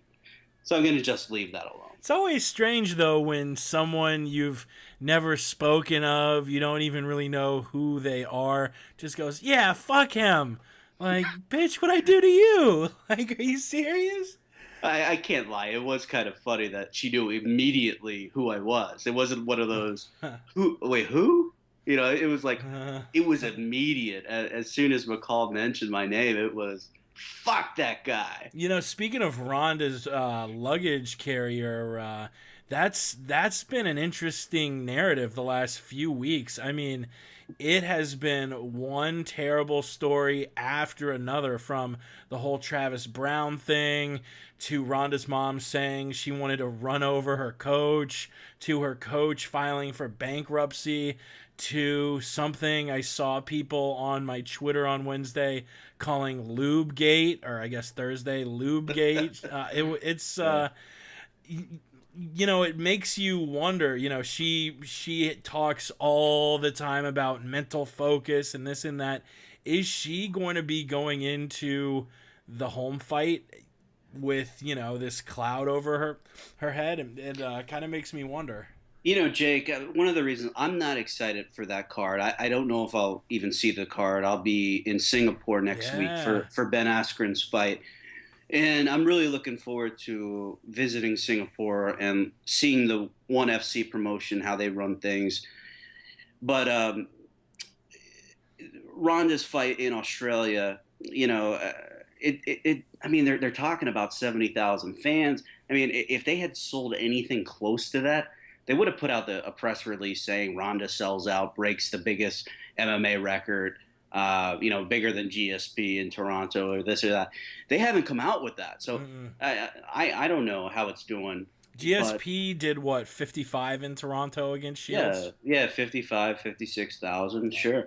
And that was another one of those events where it was the people were waiting for that event for many years. Now in Melbourne, they've been waiting for this event probably for a decade. They had to get this law overturned where you could only do MMA in a ring, because I guess a ring is more civilized than a cage. I guess the look of it, I guess to some people, but they were able to get the law changed. But this is a fight that, I really don't know I know there's a ton of mainstream attention about this fight just because it's Ronda, but I don't know. Are people going to buy this? Is this, I'm not looking forward to it because it's a horrible card. It's a bunch of people I've never heard of, and you got a co-main event, another champion that's being force-fed, this Polish girl, and being totally forced down her throat. And this is a girl who got beat last December in Phoenix by a Brazilian girl. And the judges fucked it up totally. And they're talking about this girl like she's a prime Chuck Liddell. Joanna Jędrzejczyk, and everybody is following along because she beat up Jessica Penne on an internet stream. Jessica Penne is a good fighter. She's actually dating a good friend, one of Chael's best friends, a guy that I know named Daryl, who is a wrestling coach for a bunch of guys in Southern California, including Jake Ellenberger. So I don't mean to insult Jessica Penne, but she's not a very good fighter, and so she got boxed up by Joanna, and the other girl Carla got boxed up, and now we're talking about her like the 115-pound Ronda Rousey, and that's the co-main event. That's an event that would be on a broken internet stream on Invicta, 18 months ago. And they're trying to throw this shit together, put this shit in a bag, but tell you it's gold. So, I say keep it. Yeah, this is one of those few events where you might actually have the casual fan, the casual sports fan who knows a little bit about MMA. They'll be paying more attention to it than the hardcore fans, because the hardcore fans know. This is the first card since I've followed the sport where the main and co-main are both so one-sided that both of the favorites, I think, are greater than a minus 1,000 on the sports books, which basically means they're more than 10-1 favorites, which is insane.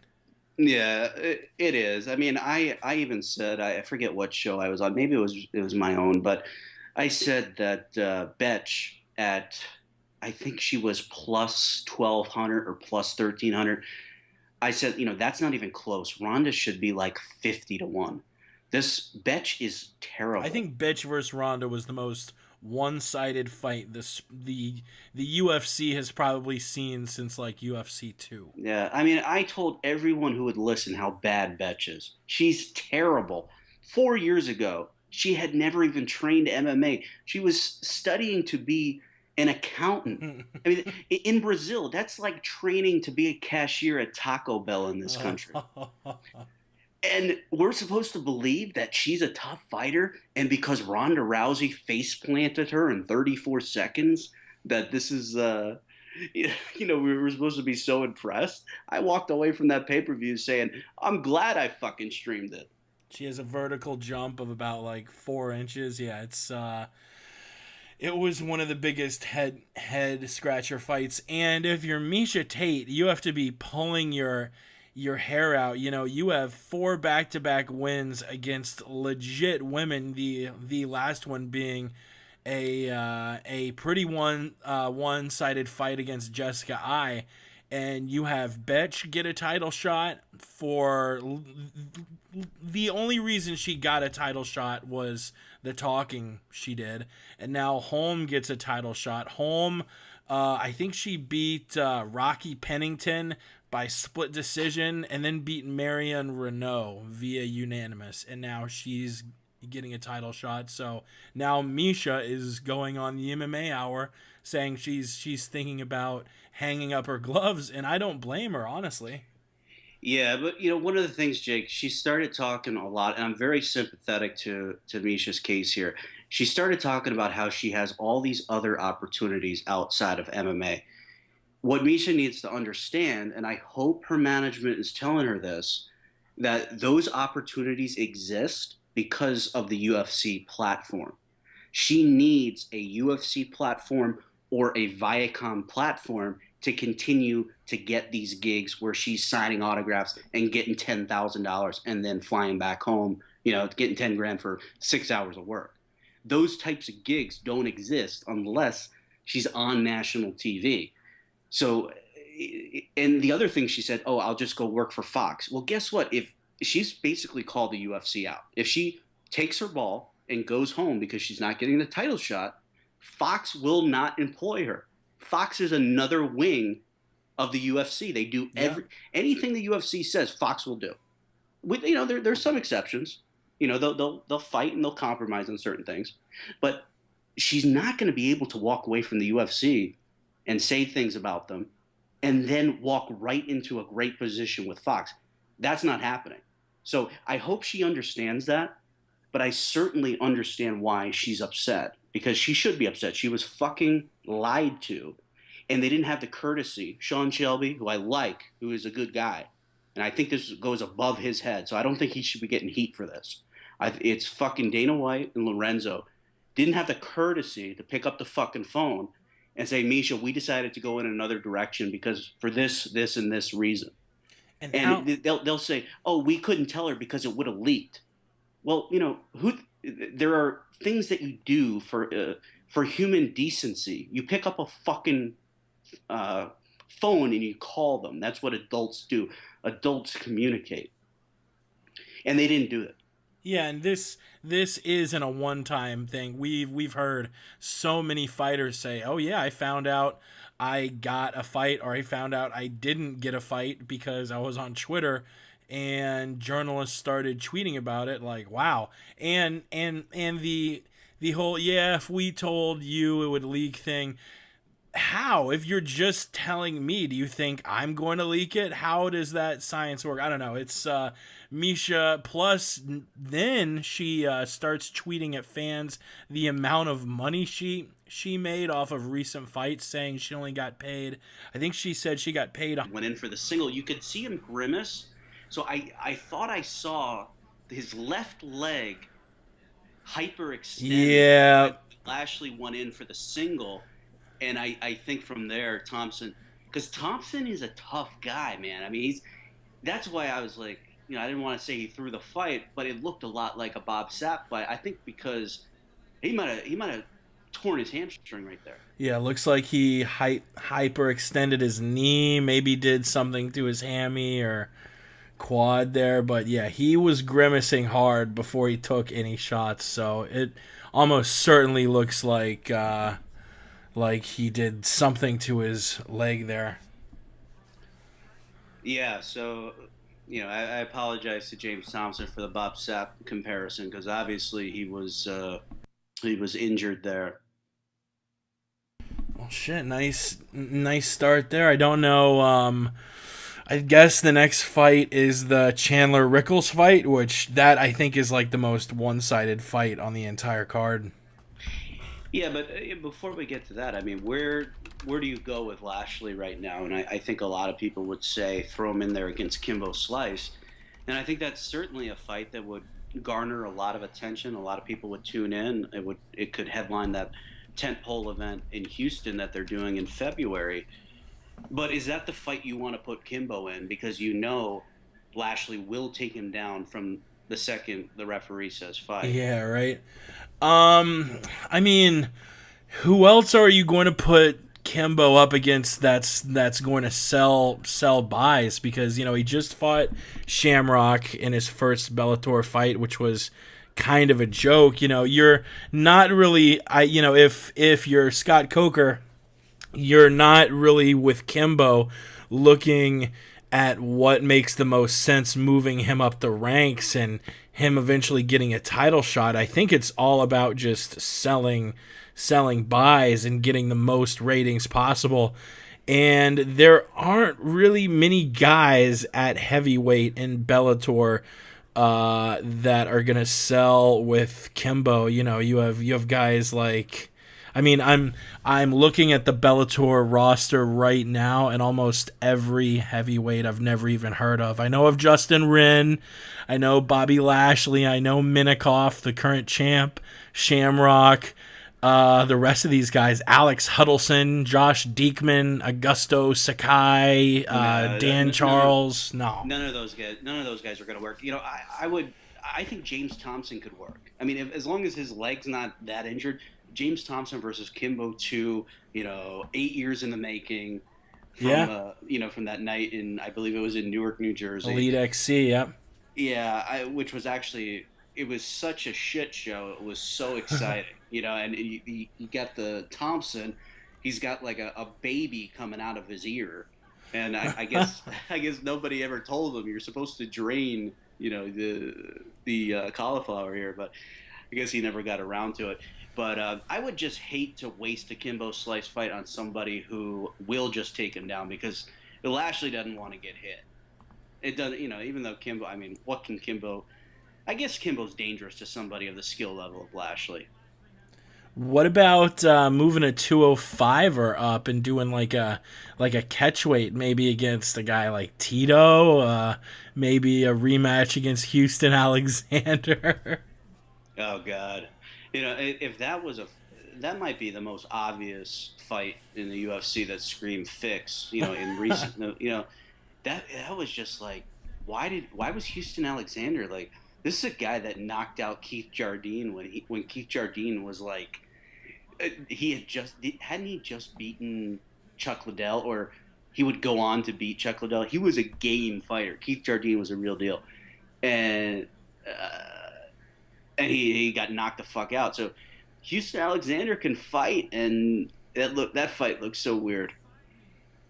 Yeah, he did not look like a fighter, and maybe he just had jitters, which again doesn't make any sense for a guy who had fought in the UFC multiple times before. But there was just something different in the way he fought, and I don't know if you can say anything other than maybe he knew more eyes were on him because it was a Kimbo fight. But man, it looked awfully strange. Yeah, I'm just trying to think of some other names. I mean, I just don't want to see Kimbo get taken down. Shit, I would throw Thompson in there, and I would tell Lashley, we want you to be a champion. We're going to try to put you in the title picture. To turn your audio up a little. What is Angle saying? Let's see. Well, okay. They just pulled the camera off. But I think he's just talking about Lashley saying, oh, he's a great fighter. I'm very glad he won. He has a great future. And now they're hugging and all that. So we got our comment section here. Let's. Oh God. Let's. The comment section last time was a absolute shit show. Yeah, but I think it's funny though. So